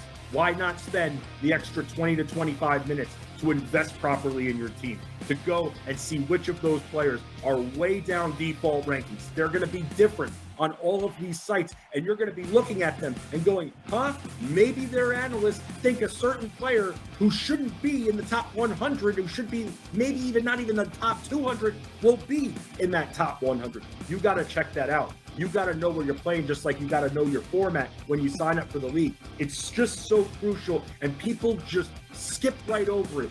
You think it's cool to show up to the draft room 3 minutes before the draft. Well, number one, it's not cool because the commissioner's trying to make sure it is organized, especially me, who runs auctions. You can't, it's one thing if someone doesn't show up for the snake draft, oh well, doesn't ruin it for everyone. Auctions, you can't have someone not show up. Auto bidding, auto auctioning, it ruins the sanctity of those drafts here, which is why I always recommend, hey, make it easy on your commissioner. Don't make them send those texts there. It's annoying. You shouldn't have to do that. Don't wait till the last minute and get in there about 20, 25 minutes before so you can just look up and down the entire default rankings list so you can make a queue out of that, Ron. And the reason I keep saying this is because people still show up 2, 3 minutes before the draft, and that's it. In fact, in one of my auctions, people were asking me where certain players were, and I go, did you search their name? No, I just got in. Well, that's no excuse right there. That's your own fault. I mean, you're organized, so you're a hard person to ask here. You're getting those questions. This is your preschool league, right? People don't know how to search player names. People freak out. They don't think. That's the problem. Because they show up 2 minutes before the draft. That's why. The Playbook with Fensty and Ronis, presented by FantasyAlarm.com. Weekdays at 5 Eastern on Bettor Sports Network.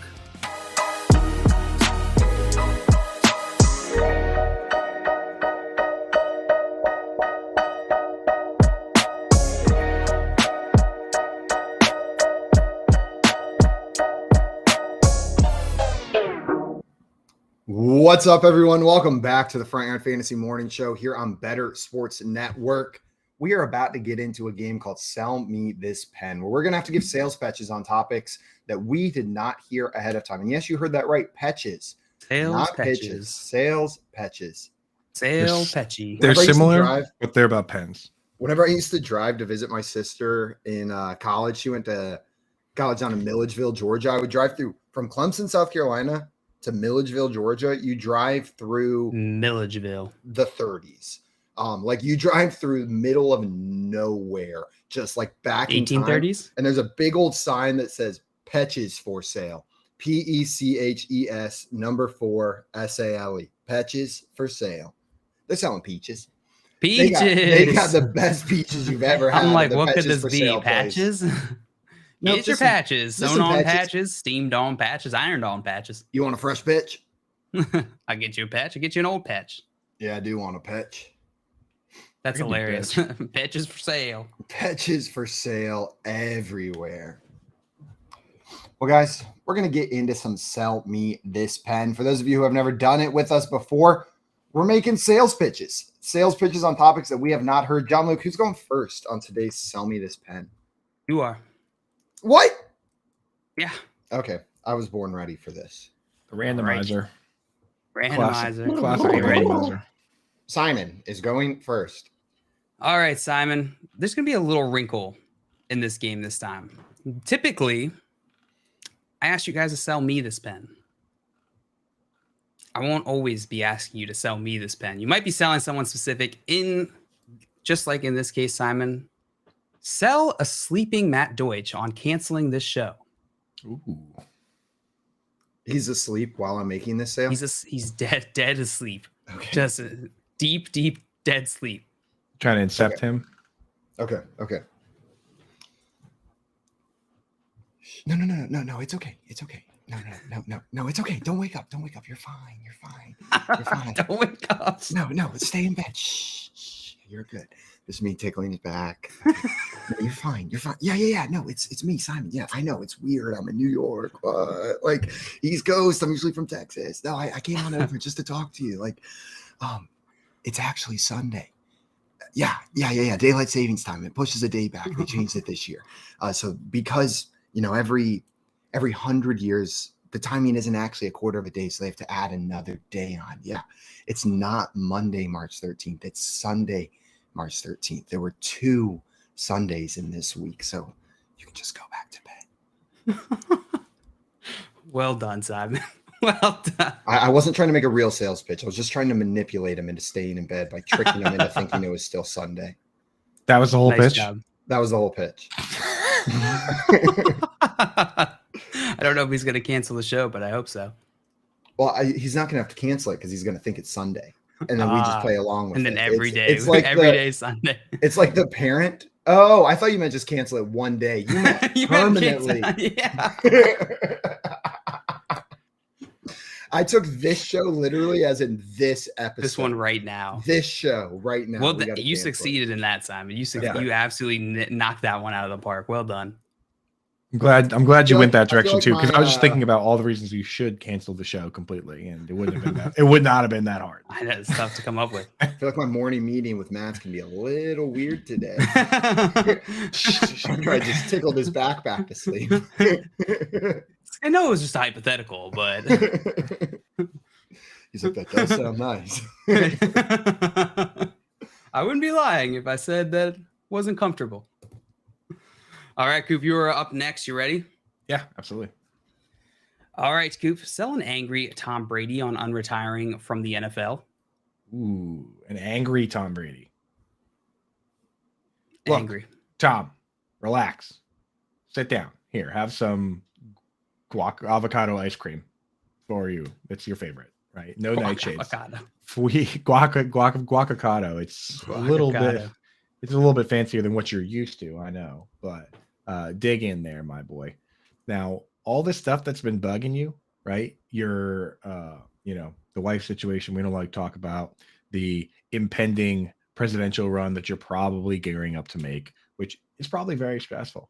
But you know what helps you relieve stress?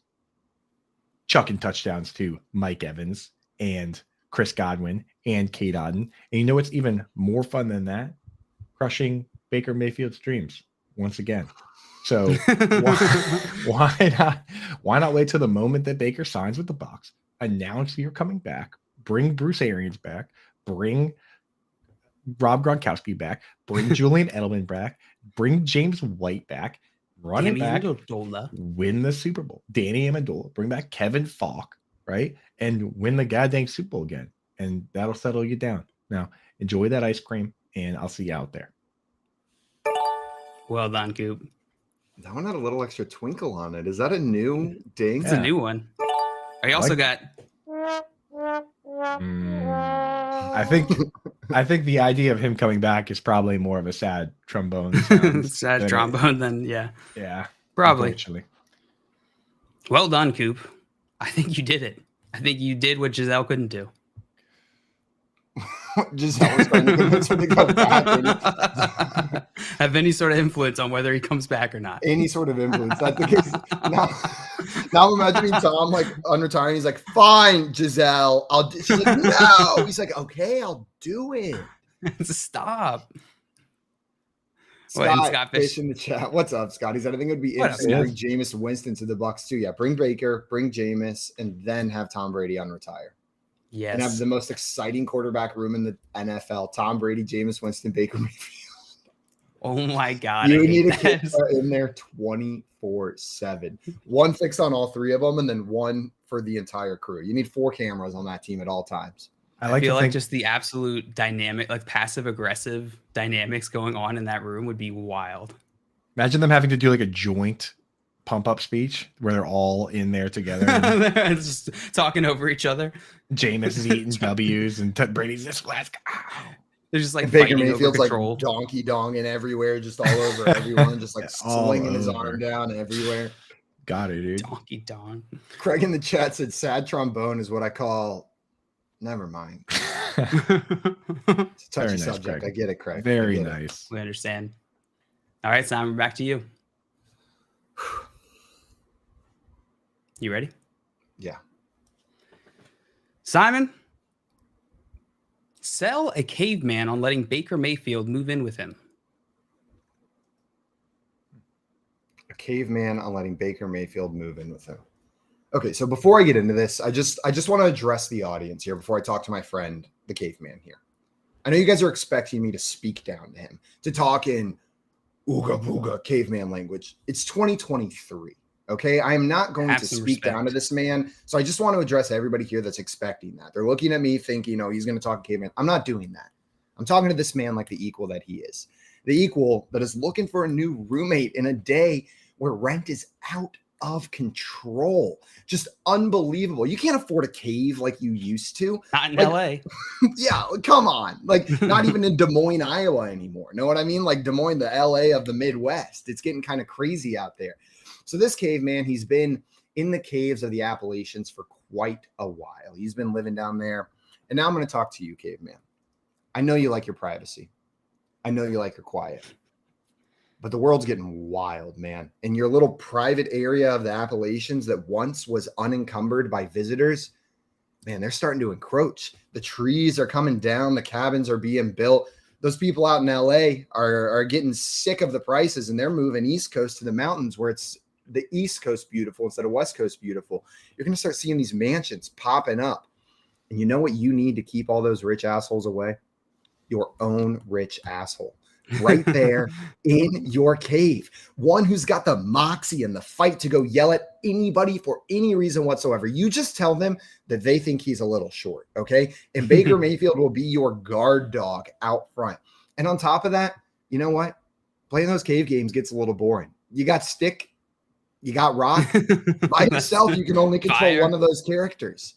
Baker Mayfield can be your player too. You can be stick and he can be rock. They're going to have two different voices now whenever you role play their lovemaking at night because you're lonely in your cave. And you're a caveman. And you're a caveman. I just really think for your mental health, your physical well-being, and the safety of the lifestyle that you treasure alone in these woods, it sounds counterintuitive, but you need to add another man to this mix, and that man is Baker Mayfield. Oh, Simon, you Simon, hit on two beautiful points here. You hit on how are you going to survive? How are you going to survive in a modern day without your own rich asshole, Baker Mayfield? And the second one being you need companionship. It's fundamental to the human condition. Yeah, the problem is you didn't quite nail it. You were so close, Simon. You were so close. But I actually personally know Caveman. And when we play Caveman? I do know him. I know him well. I moved over from the West He's Coast always rock. to East Coast. Yeah, he actually prefers to be rock when we play stick and rock. So, close. So close. I think Baker could be a stick guy. You think he can could be a make? You stick think guy. he could do it? Easily. Well, He could do then the stick voice. I think you could. I think if you let Caveman be stick in the game, then I think you might be able to sell him. Okay, I'm in. There you go. Beautiful. Well done, Simon. Dustin said, "Hey, caveman, want to be the smartest person in the room all the time? Then let Baker move in with you." That got me. Nick Nick said caveman goes by a gay person now. It's 2023. True. All right. True. That's true. Well done. Well done on that one. Cooper, back to you. Okay. Your next one. Sell Dustin in the chat on no longer being a Bills fan. Ooh. Were these written in advance? Did you know Dustin? I guess Dustin does hang. Oh yeah, it was a big stretch. We got lucky that Dustin was here. Dustin, my boy, How did I ever know? My sweet angel, sweet Buffalo darling, and Combine correspondent. Here's the thing about being a Bills fan. One of the beauties of being a Bills fan is that you've gone through so much mutual trauma with your Bills compadres, right? You're out there not only just recently losing with Josh Allen, but they also lost in the Music City Miracle. And before that, they lost 4 Super Bowls in a row. That's an important part of being a Bills fan. That's the type of pain that you can hide down deep inside, and it only comes out when there's a folding table in the parking lot. You just cram that pain down with beers and buffalo wings and eating them properly and yelling at anyone else for daring to put ranch on their wings or call chicken tenders wings or anything involving wings that isn't just pure wing eating. Now, if you were to stick with the Buffalo Bills moving forward, they are looking primed to actually win the Super Bowl.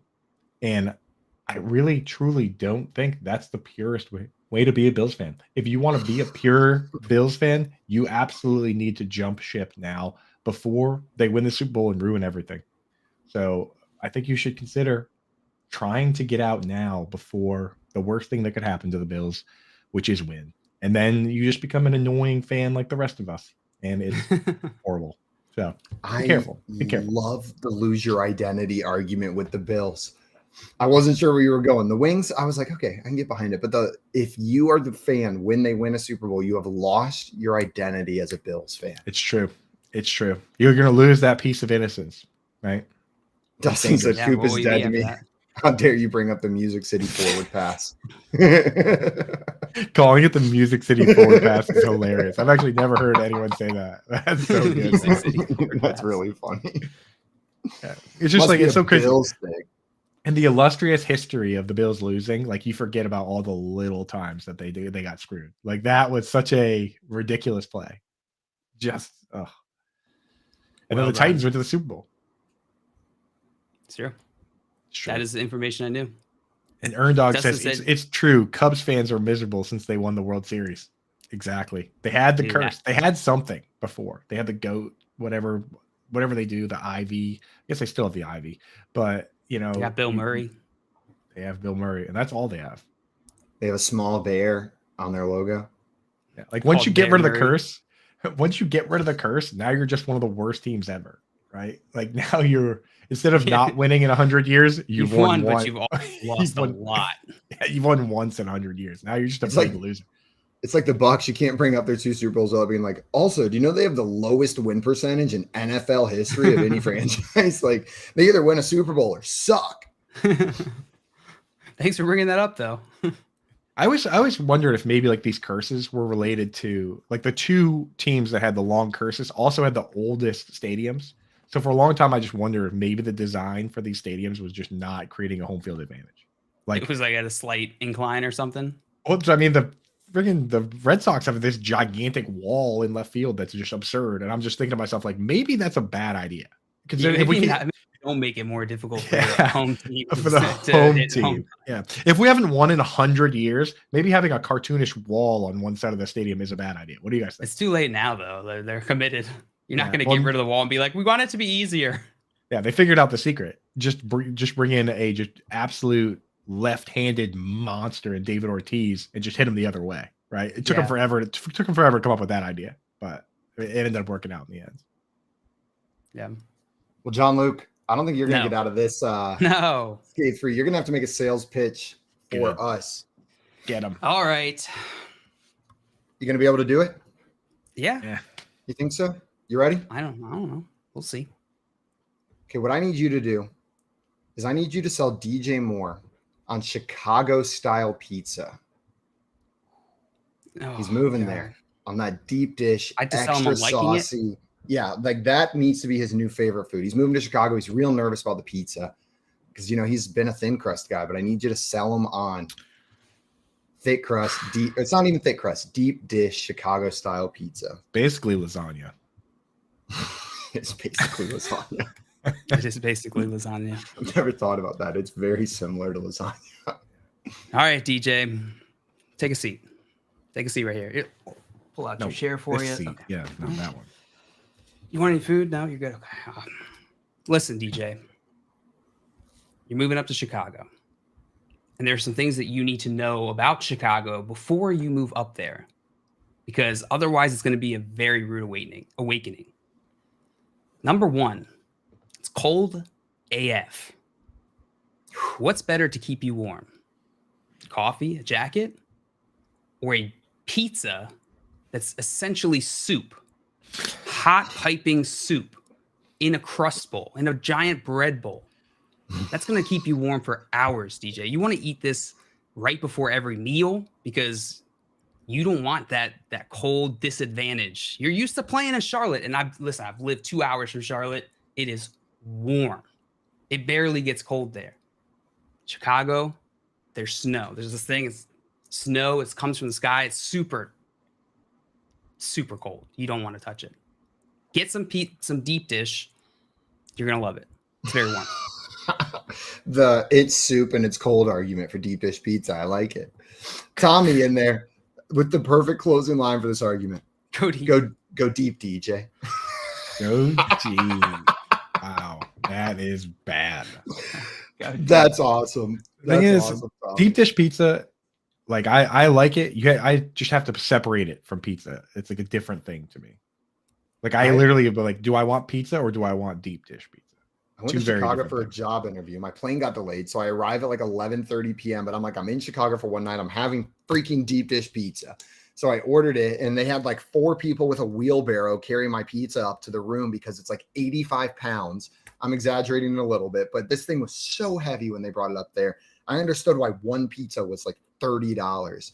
And then I had the worst interview day of my life the next day. Because there's so much cheese. Oh my God, was that a mistake? And it was an interview day. It was an event. I had like group panels. How many times did you go to the bathroom? I pooped. How many like times did you 6 scuttle away into the bathroom? Like, we're 6 times. No, 1 second. Where's your water fountain? Waddle to the bathroom. We've all been there.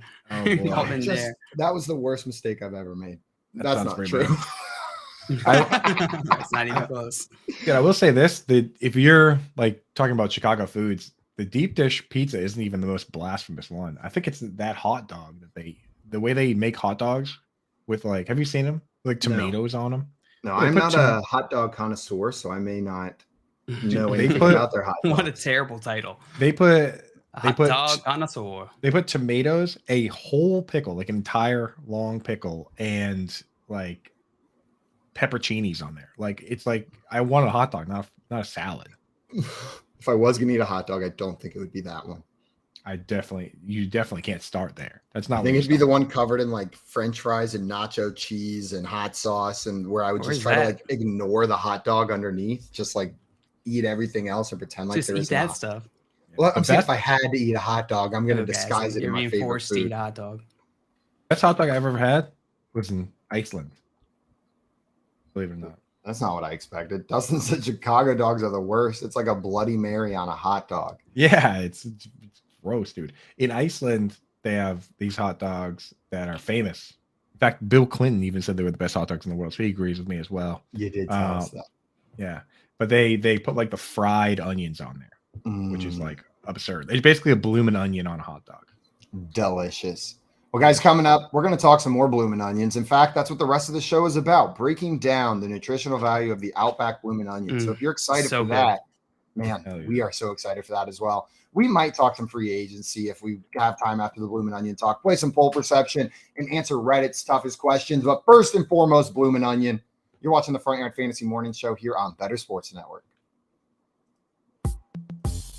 As a longtime baseball fan, here's my message to other baseball fans, to steal a line from the Packers' future Hall of Fame quarterback, Aaron Rodgers, RELAX. Everyone needs to relax after what we saw this past weekend as spring training games out in Arizona and down in Florida got going, and we're inching closer and closer to Major League Baseball opening day. The rule changes in Major League Baseball is not for myself. It's not for you out there, the hardened baseball fan, whether you're a fan 5, 10, 15, 30, or even 50 years from all around this great country. It's not for those that are going to be locked in. It's for trying to generate more fans. So if they want the pitcher to go out there and work in rhythm with a guy on base, begin the windup within 20 seconds, nobody on base, begin the windup within 15 seconds, or have the batter make sure that he's back in the batter's box within 8 seconds, then making the base pass first, second, and third bigger, eliminating the shift. All of this is to make the game better. We've seen leagues, whether it be the National Football League, do they get to the same league as it is today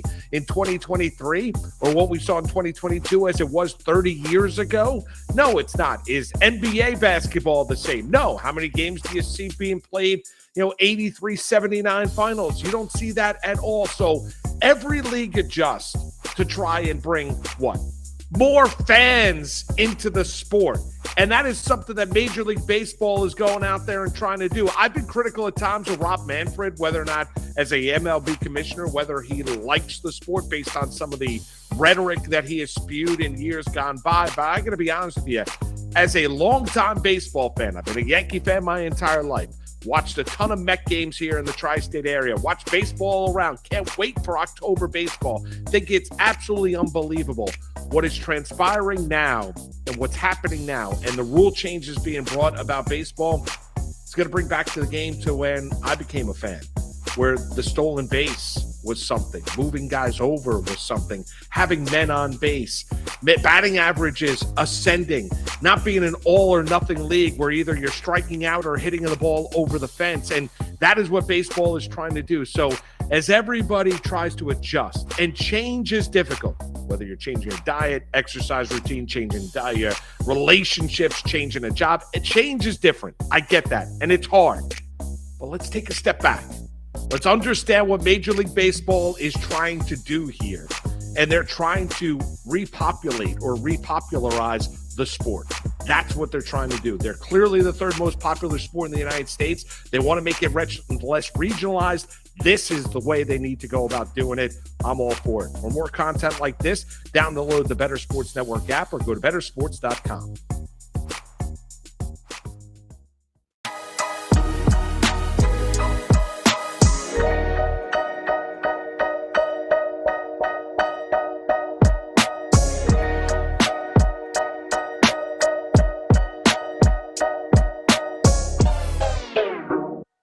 What's up, everyone? Welcome back to the Front Yard Fantasy Morning Show here on Bettor Sports Network. It's in the game, and we're about to get into some free agent predictions and talking about where these free agents are going to land. Today is the beginning of the legal tampering period, starting at 11 a.m. Eastern time. So we're going to start seeing these free agents that we've been talking about since the season ended start landing on teams, see where they're actually ending up. This is some of the best parts of the offseason, right? Where we get to just wildly speculate about a player that's never played with anybody else on that team before. It's my very favorite. It's very the best. favorite. I remember when Sammy Watkins was signed to the Chiefs. I think it was the Chiefs years ago. It was like big. It was like the first day of free agency. And I think I was home with Rosie from work that day.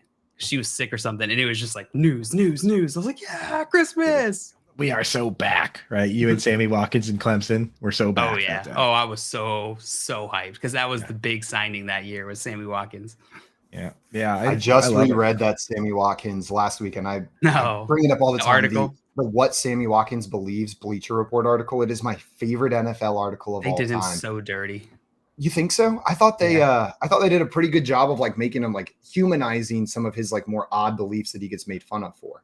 Like maybe it's just skewed in my mind because I'm biased. In my head, I was like, "Don't make fun of Sam." No, I feel like they also highlighted the shit that went wrong with the Bills. That's why I like the articles. I feel like a lot of times Sammy Watkins gets all the hate, but the article highlights like it was messed up how they treated him in Buffalo. Yeah, like they absolutely screwed Sammy. And if you read that article, it kind of highlights that, and it takes these like we've all heard his like lizard people thoughts and stuff like that, but like it's easy to make fun of him for that. But when you listen to the man talk about it, like.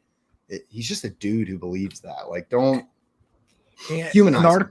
The article also does a good job of saying, like, hey, you know what? Like, this is what he believes, but it's not hurting anybody. And it kind of points out where parts of his beliefs help got him to where he is and help him be a better guy. You know what I mean? So that one, and the other part, JL, is that there were a lot of direct quotes in there. So I may have mischaracterized the article. My apologies. The thing is, no. Well, JL, there are a bunch of things that are weird, but the thing is, There's a specific article I'm thinking of that was calling out just the wild stuff that was making fun of him. I was thinking of a different article. That might have been a Reddit post. That might have been the Reddit post that I posted. It wasn't a Reddit post. It was an article. Might have been the Reddit post that I posted, or the subreddit that I'm a moderator of, talking about the cult of Ahmed. But that's a totally different story. We got Nick in the chat over here saying Iceland doesn't have the best hot dogs. Tommy's Burger in LA has the best chili dog. But we'll find out. And then Tommy in the chat, we may never find out. Tommy in the chat saying he makes hot dogs called Rippers that are fried hot dogs, cheese, onions, bacon, and jalapenos. That sounds awesome. Speaking as the hot dog connoisseur of this group, and probably the only one that's had a hot dog within the last decade, that sounds good. Untrue. When's the last H dog you scarfed? H dog. I don't know. Probably college. When's the last time you scarfed an H diesel? 2019, but it was It was chopped up and served with rice and hot sauce and salsa. By his mom.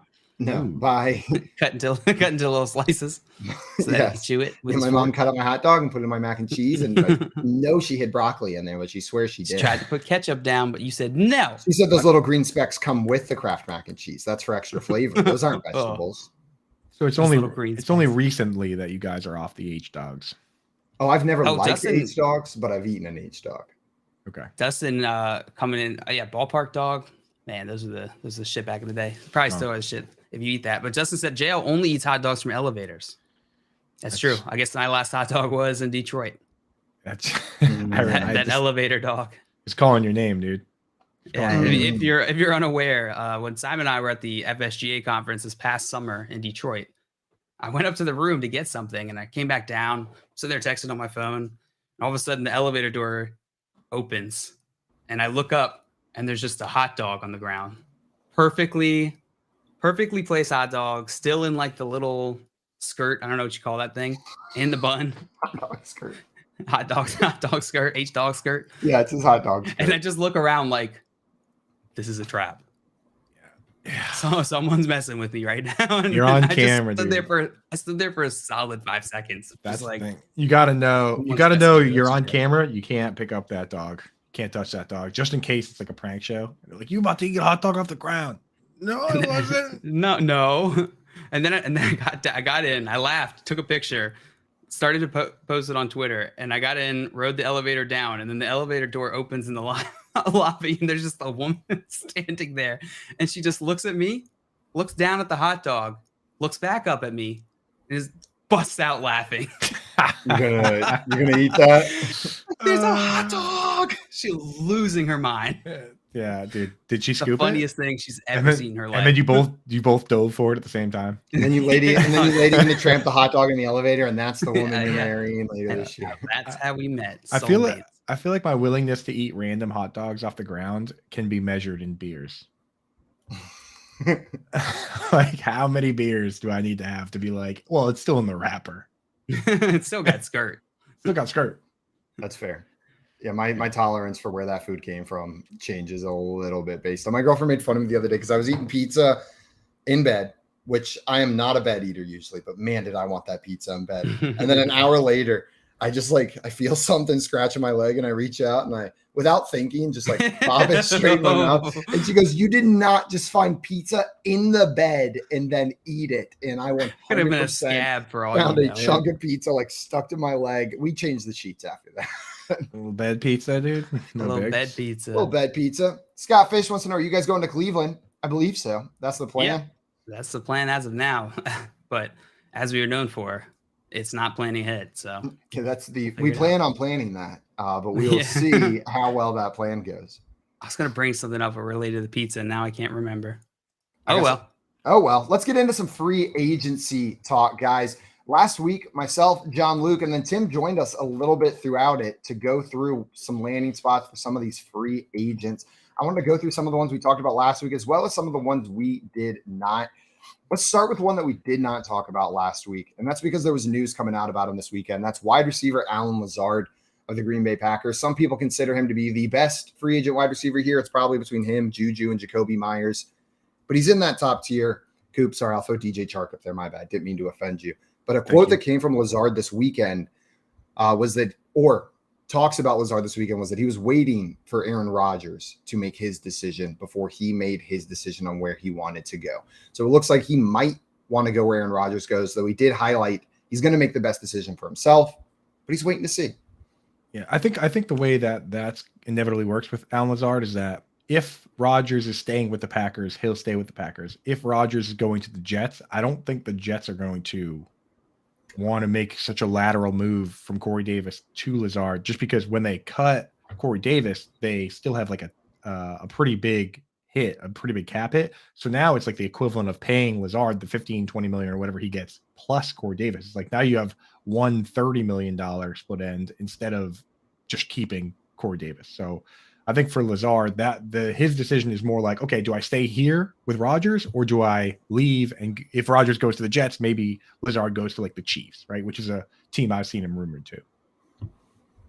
Yeah, I think that makes a ton of sense. That makes way more sense than he's trying to follow Rodgers. But why yeah. leave Green Bay if Rodgers is staying, and then I'll figure it out if he's not. Yeah, with certain teams, he could follow him. You know, but the Jets they already have. I feel like they already got kind of a full room there. But some other teams he could follow him. And a guy like Lazard, when we talk about like the best wide receiver, like it's hard to compare him to Jacoby Myers. They're two very different players. But like Alan Lazard might be the best wide receiver for certain teams. I look at the Chiefs. They had Justin Watson playing 60 to 70% of the snaps, and they had Noah Gray, the second tight end, playing 60% of the snaps because those guys are good blockers compared to Sky Moore, Kadarius Toney. So for them to be able to bring in a big split end who is a good run blocker and he can get it done in the pass game, I think that's the exact kind of player for a team like that versus some other teams where Alan Lazard might not be the best fit for them. Right?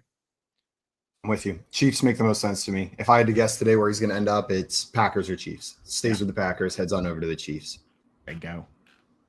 Man, just following in Marquez Valdez-Scantling shoes. I know. Marquez Valdez-Scantling was campaigning for Lazard to go to the Chiefs, and I don't think Marquez Valdez-Scantling thought hard enough about his own contract, because I'm a little worried that if the Chiefs bring in a guy like Alan Lazard, they look and say, hey, by the way, Marquez, we might need to cut you to afford this deal. That would be that would be awful. You campaign for someone to come in and get you fired. The guy that you bring in, they're like, now that we got Lazard. They sit him down, they're like, hey, we have some good news and we have some bad news. I played that game. I did the good news, bad news game with my girlfriend on Friday because we don't check the mail very often. Jail, you know the mail struggles. You check the mail every once in a while. It's really hard. Yeah. And I came in, she was running on the treadmill, and I opened the door, got her to take her headphones off, and I'm like, good news or bad news? She goes, good news. And I was like, you got a birthday present from my sister. Yeah. Yes. She's like, bad news. And I was like, you have jury duty on Monday. No. She said jury duty right now. She found out on Friday. No. It had been in our mailbox for weeks. But she pulled it out on Friday, found out Monday that she had jury duty. Was it ahead of, like, did she do it ahead of time enough? I don't know if Texas works the same. It says you have to like sign online 5 days in advance, but I was like, they're not going to not let you do jury duty. And she logged on and it let her register and whatever. Oh, that's good. So she's good to go. Craig said, I was checking the mail hard. I never said it was hard. I said I didn't do it. There's plenty of things that are not hard that I don't do. It's an activation energy thing, not a difficulty of the task. Scott Fish in the chat said up to 25K if we can get 25K people to fill it out. Yes, that is his. They're running a bracket, March Madness bracket, along with, I believe, like Pat Mayo and those guys.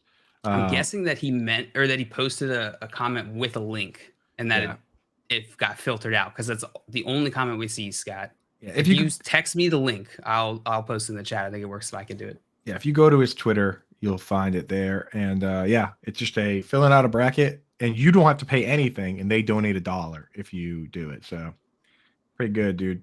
Pretty awesome. Pretty good reason to do it. I'm gonna do it. And we got our own bracket challenge. Nice little free bracket challenge we're running. I'll throw that link in the chat as well. You can join that for some FYF merch. We are working on a new rebrand. So this merch is gonna be tops. It's not gonna be that old merch. It's gonna be that new merch. Get merch. Unless you want Inches by Simon. We'll keep unless you want Inches by Simon, in which case we'll make an exception. That transcends any rebrand. It's just part of what we are. Inches by Simon. Well, guys, let's hit on some more of these free agents that we've been talking about. We polled a lot of the BSN users in our BSN match game contest where they thought 10 different players were going to go. Jimmy Garoppolo was the first player on that list. And the number one response from the BSN crowd on where Jimmy Garoppolo was going to end up was the Las Vegas Raiders with 38.6% of the vote. Second place, where I voted, the Tampa Bay Buccaneers, 20.5%. And then the 49ers, Jets, and Texans all tied at around 7%. Those were the top answer choices. Yep. I voted. You weren't here when we made these predictions. I wasn't here what Friday. Do you think? I was traveling on Friday. So for me, I picked, because I did this, I filled this out, and I'm going to win. So I picked the Raiders on this one. I think he joins forces with Josh McDaniels once again. I think the Raiders end up with either Jimmy G or Jacoby Brissett, and they kind of run it back with McDaniels. But I think the Raiders are a perfect landing spot, and they have the weapons too. So if he has a choice in where to go, and the money is similar, that's the place I would go. Devontae Adams, Hunter Renfrow, Darren Waller, and a familiar coach, and Josh Jacobs. I mean, yeah, sign me up for that. Foster Moreau. So, well, he's a free agent, but shoot. Well, then maybe he doesn't want to go there. Imagine that's a sticking point. He's just Hunter Long's no longer available. Poking his finger on the table. I'm not signing unless Foster Moreau is back. I watched Jimmy G's like I watched every episode of Hard Knocks. Joe, where did you say he was going to end up again? I said he was going to end up at Houston. The Houston Texans. Yep. Ooh, that's a spicy one. I like that. The third team on this list, the 49ers, I feel like that's a little bit delusional. Like 3 people picked the 49ers? Yeah. What's the thought They're not process? going to go 49ers. No. They're not going to go 49ers. I don't think 49ers would sign Jimmy Garoppolo back. No. Why? They are flush with QB talent. Yeah, for sure. They're going to get the thing with the Jimmy Garoppolo 49ers thing is that if they don't sign a high-end incoming free agent, they'll get a third-round comp pick back for Jimmy G. When another team signs him, like he's going to be one of the highest paid free agent quarterbacks, right? So they'll get a 3rd or 4th round pick just by not canceling out that equation. So the 49ers are actually sitting okay. And I think that's a big part of why they didn't trade him before. It's like, why would they trade him for a 3rd round pick last year when they could just get one for free? Yeah. Yeah, it makes a ton of sense. So Coop says Raiders. I said Buccaneers. JL says Texans. And the BSN squad out there says Raiders as the top option. We'll find out. We'll find out. I'm curious to see where he does end up. I feel like he's had an interesting career arc. So I'm hoping for a little bit of success from him in his next landing spot. Mm-hmm. Now, a wide receiver that was on this list that I think we should talk about was wide receiver Juju Smith-Schuster. JL and I both made our predictions last week. JL, you said the Minnesota Vikings. I said the Baltimore Ravens. I said he was going to your Ravens squad. And the BSN squad out there thinks the Chiefs is the most likely landing spot for him. 36.4% say he's staying with the Chiefs. Ravens were second with 11.4%, and then Cardinals and Cowboys right after that with 7% each. Coop, where do you think Juju's ending up? So on this one, I voted for the Browns, I believe. I think the Browns have Amari Cooper on the outside as their split end. They use a lot of 2 tight end sets with guys like David Njoku. What they really need is a guy who can play flanker and play in the slot. So because a team that uses a lot of 2 tight end sets, they really need a guy like a Chris Godwin or a Cooper Kupp that if you go 2 tight end sets, he's out there opposite your split end, which is Amari Cooper. If you go 3 wide receiver sets, now he slides into the slot and plays from there, and then you bring in the other wide receiver on the outside, which would be Donovan Peoples-Jones. Right. So in this situation, I think Juju fits perfectly as that type of guy. Jacoby Myers could also fit as that kind of guy, but that's what this team needs, where since they already have a big bodied wide receiver and a guy like Amari Cooper, they already have a bigger speedster in Donovan Peoples-Jones, and they have a speedster in Anthony Schwartz. They don't need to go with like a DJ Chark or something like that. The slot guy is a better fit here. So I picked the Browns there, but apparently I was only one of 2 people that picked the Browns. So maybe not that popular of a take. I don't dislike it, though. What you just laid out, Coop, makes a ton of sense. And I'd like to see Juju in Cleveland. I'd be excited about that as a Cleveland fan. I would be wild. I honestly had not even gone through the thought process yet. Yeah. Of him being on that team. I wrote up all 32 teams. So it's like the thing with Juju, that made this one such a hard question, is that there are so many teams that could use a Juju. It's harder to come up with teams that don't need Juju at all. Right? It's like Godwin. I mean, I guess the Bucks, but the Bucks could use a 3rd wide receiver, right? There's like every team could use a Juju. So that's a tough one. What'd you guys pick on that one? Not every team could use a Shark. Not every team could use a Chark because some teams already got him. They already got a Chark. A lot of teams already have split ends. If you really think about it, like a lot of teams have Mike Evans, T. Higgins. They already have big outside guys. Tommy said Panthers need a wide receiver now. Yeah, with DJ Moore out of there, they suddenly need some wide receiver help. It is there wide receiver 1 LaVisca Chenault now or Terrace Marshall? Terrace Marshall, I'd say.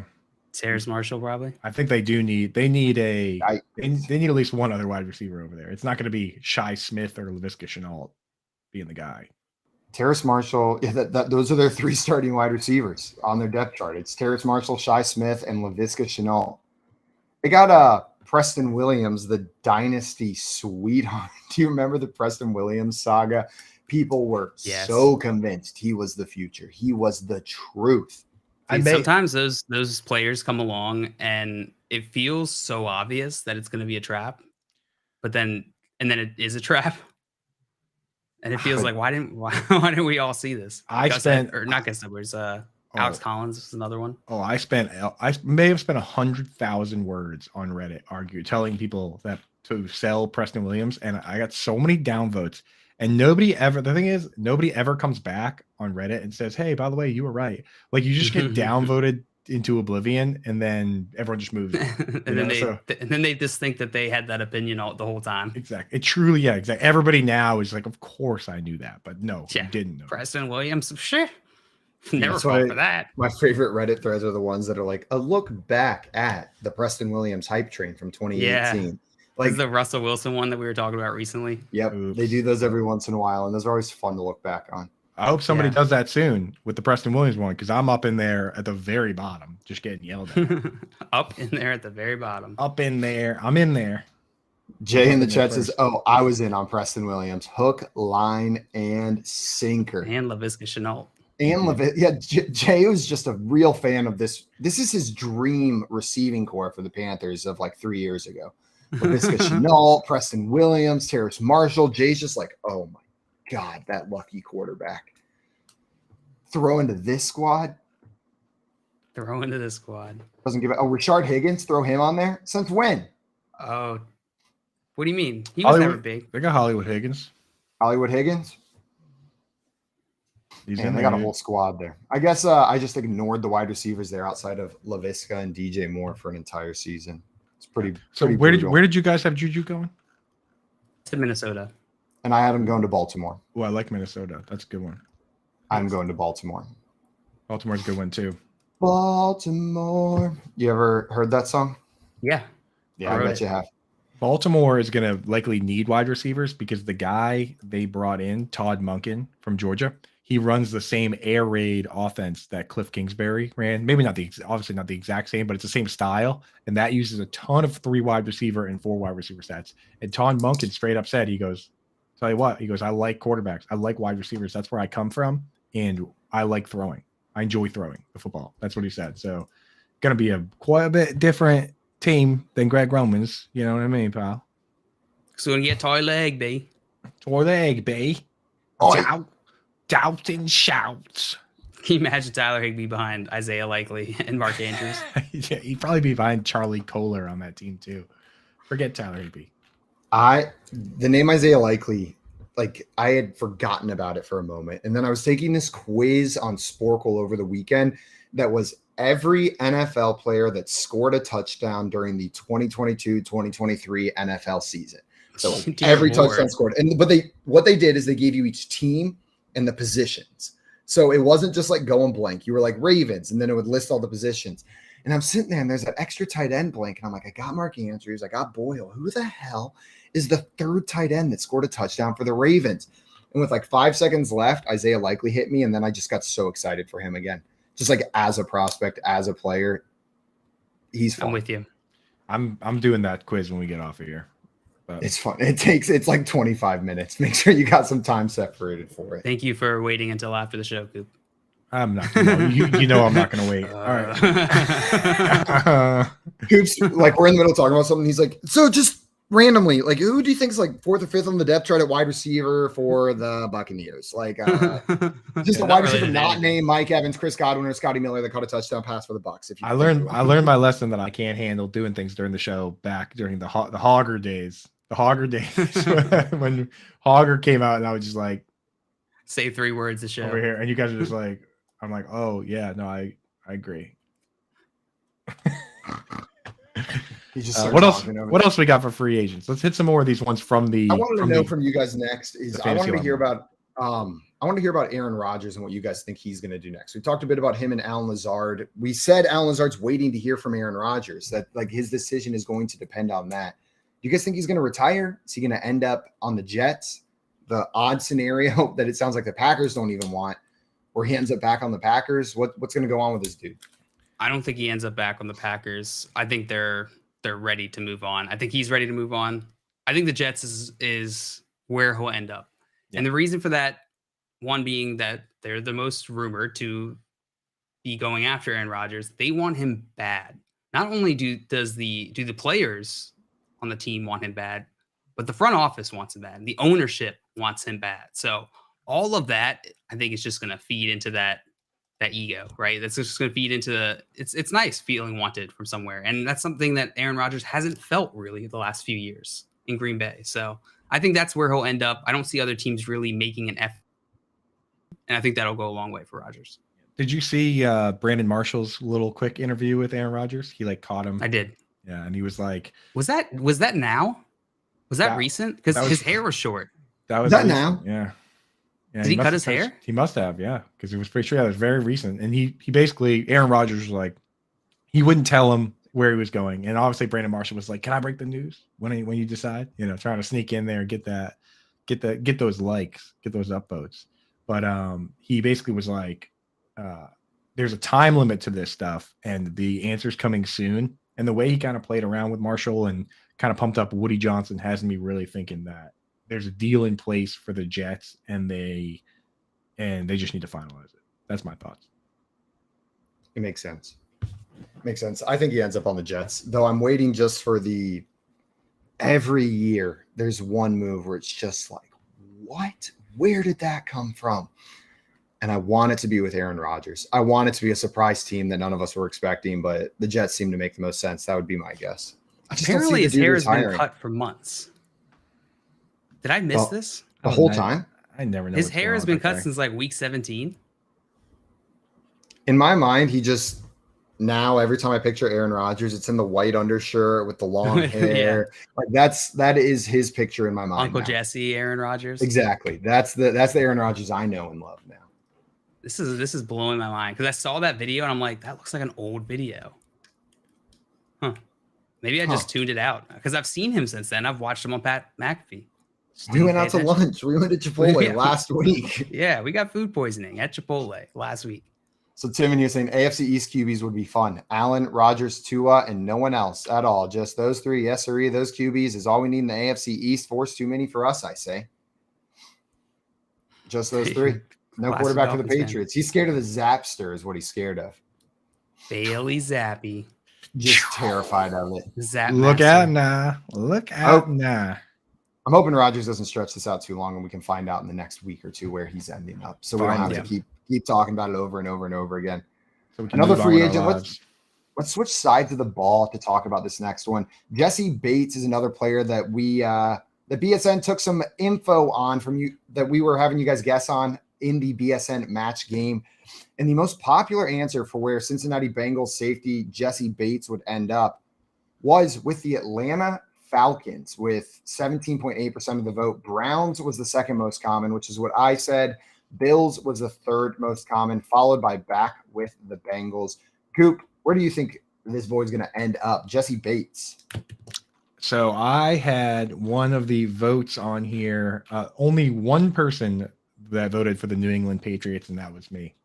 I think that this isn't a homer pick. It's just that the Patriots use a lot of safeties, and Devin McCourty just opted to retire. Devin McCourty for a long time was the highest paid safety in the league. Belichick is always willing to draft them, always willing to pay them big money, and I would not be surprised with the Patriots. They're like top 7 in available money this year to make splashes on multiple guys. Belichick even came out and said that over the last 3 years combined, they are one of the lowest teams in the league in spending. I know they did have the 1 year where they signed like Judon and Hunter Henry, but they do have a ton of money available. Last year they didn't sign anybody, so they collect the comp pick for J.C. Jackson. This year they make a big splash. I also, on this same list in the same game we're playing here, I also picked the Patriots to sign Orlando Brown, the left tackle from the Chiefs. So I think Patriots make a bunch of big splashes. Bates, Brown, maybe somebody else as well. Battlestar Galactica. Bates Brown beats Battlestar Galactica. I'm in. Jesse Bates, bring him on down, dude. He's the new Devin McCourty. Hope he's got a twin brother to join the team too. I couldn't think of a single other word that started with B. I was trying so hard. There's none left. Uncles. Bungle. There's only like 5 other NFL teams that start with B, but Blue. There you go. good job. You did it. Hey, good job, Simon. I like that Georgia State sweatshirt there. It's pretty sick, dude. I saw Shout out Georgia State. Pretty during the clean, break. man. I went on Pretty Twitter clean. and I saw that I think Jay had posted a clip of us on the show. It was just Simon and I. And Simon, you were wearing the same sweatshirt, but a different hat. Different hat. I do, hat. you know, Did it look better with the I other hat or don't- that hat? I don't throw my clothes away after one wear. I know that's common practice, but especially sweatshirts, I wear them multiple times. Mm. I'm throwing these on all the time. In fact, you may have seen my denim jacket I've worn a couple times in some of Wow. our videos. Yeah, we should coordinate every day. Not sure. I remember Every that day one. so that the clip comes out with exactly what you're wearing today. Every single day. Oh, you mean like the promotional clip for today's show had me It was wearing from the a same different exact day outfit? where you're wearing the same shirt. Yeah. I want to apologize for being a smartass. Yeah, I was gonna say I wasn't making the point that clothes are one wear only. Yeah, I would like to retract my smartassery and say, oh, that's a pretty cool coincidence. Pretty cool coincidence. Retracted. We're good. Ooh, Smart ass. a little too far. Retracted. Sucked a little too hard. Coop's face says, and that's my final straw. I'm out of here. I'm like, That's okay. where I draw the line on co-hosting the show. The sound, yeah. I think it was the sound that did it. Mhm. The sound of a retracted Why smartass. is it so slippery? That's Just don't the- prolapse your smart ass. Just make Yeah. sure you're We've just all wondered that. retracting it. That's the slippery one, dude. All right. All right. All right. glad we That's sorted such a good that. transition. I For our really, show. yeah. All All right. I really apologize to everyone for starting that conversation, but just by complimenting your sweater because we Should never have done it. shouldn't have did that.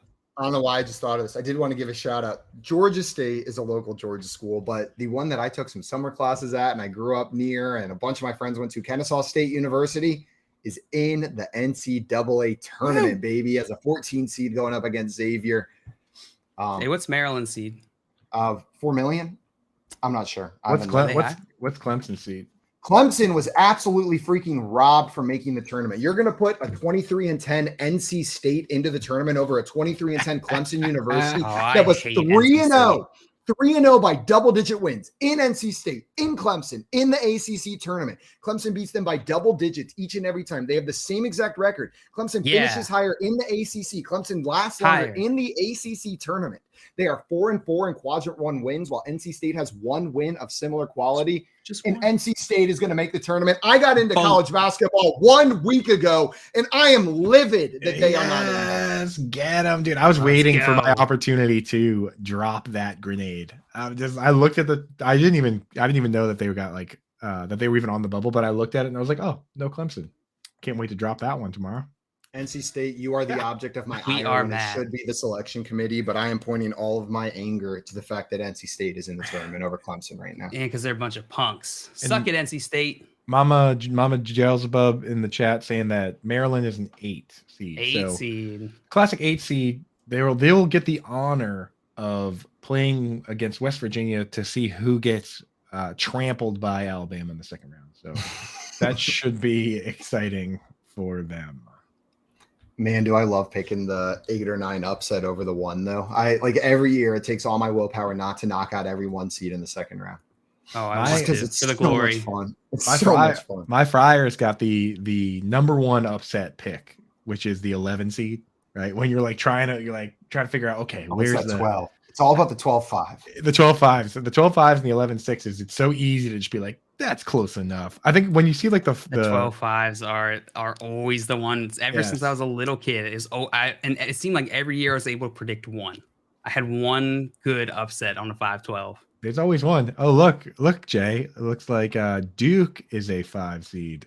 I will say I have a yearly tradition. Not once have I ever picked Duke to win a single game in the NCAA tournament bracket. I have. picked them to lose in the first round every single year, which means I've had the glory of watching them lose to Liberty, and I have it in my bracket, of watching them lose to Mercer in the first round, and I have it in my bracket. But I've also watched them run the table, and I'm just sitting there, my whole bracket, really. The one time Duke was always my nemesis, because growing up a Maryland basketball fan, Duke was the biggest rival that you could see. Biggest rival easily. And every single year I would root against them, Simon, just like you said. And they did decently. And then the one year I was like, you know what? I'm going to try and be objective because I want to win this money. Put Duke in, they lose first round. I'm like, screw never again. You, Duke. You jerks. So it looks like round 1, you boys going to be rooting for Oral Roberts. Yes, we are.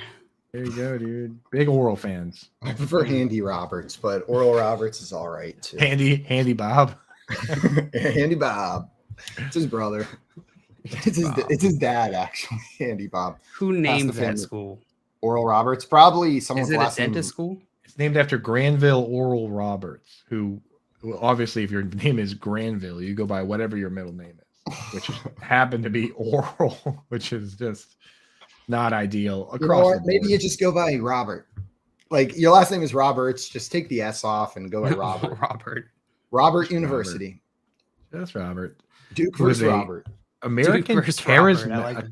charismatic Christian televangelist. Ah, man. And that's what I'm cheering for over Duke? Mr. Robert himself? You have to. Well, guys, coming up, we got some more goodies for you. Coop is going to lose to me at some poll perception, and then we're going to answer some questions from Reddit as well. The hardest questions they have to offer with the best answers that we've got to offer. You're watching the Front Yard Fantasy Morning Show here on Bettor Sports Network. Monday Night Rants with Edward Rouse on Bettor Sports Network. Do you believe in the Madden curse? Do you think that's a real thing? I did. Now, I don't think it's as big of a deal anymore, but it was a real thing for a solid 10, 15 years. Yeah, it was Sean Alexander, LaDainian Tomlinson, Peyton Hillis. LT was never on the cover. I know that. Was he not? I thought he was one. Okay, well, you do know all the covers of everything. Yeah, okay. So if you want, I could do this real quick. So Garrison Hurst is the first official Madden cover athlete, 1999. 2000, I believe they still put John Madden on the cover. And then 2001 is where it all started. So 2001, you have Eddie George. 2002, Dante Culpepper. 2003, Marshall Falk. 04, Michael Vick. 05, Ray Lewis, first defensive player on the cover. Okay. 06, Donovan McNabb. 07, Sean Alexander. Okay. 08, Vince Young. 09, Brett Favre. Okay. 10 is a trick one because it's no way you know. And Larry Fitzgerald. 11, Drew Brees. 12, Peyton Hillis. 13, Calvin Johnson, I believe so. You're right. 14. No way you know all this. 14, also a trick question. I believe that's the Madden 25 cover, and it's Barry Sanders, unless you got it for the new consoles, in which case Adrian Peterson Oh my God. was on the cover. You're not cheating. You're not looking at. Swear on my life. Swear on my life. Okay, keep on going. 15, you have Richard Sherman. Okay. 16, hold on. 16 is Odell Beckham. Okay. 16. 17, now this is the one I get mixed up because 17 and 18 are back-to-back Patriots. They are. 17, I think, is Gronk, and 18 is Brady. You are correct. 19 is Antonio Brown. Correct. 20, Patrick Mahomes. Oh my goodness. 21, Lamar Jackson. 22, Brady Mahomes. 23, John Madden. Yeah, dude, I'm a cover nerd when it comes to this stuff. We now know, but that was really impressive. I don't know how. Thank you. That's literally 29 of them or something like that. Wow, that is. You did not miss a single one, and you even got the special editions where they had 2 people on the covers. Monday Night Rants on Bettor Sports Network.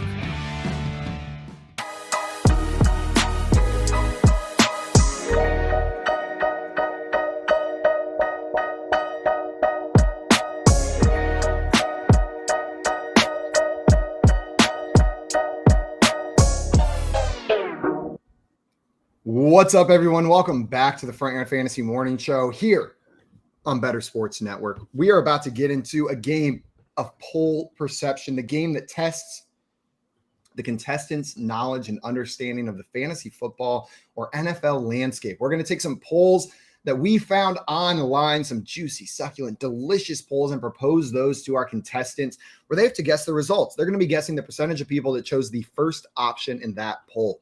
Once one of our contestants sets the line, the other contestant has to pick over or under that result. So I may guess 65% on side A. Coop thinks it's under. He'd guess under. You'll get points if you're right, Coop. I'll get points the closer I am. We'll go back and forth like this until we run out of polls and have a winner.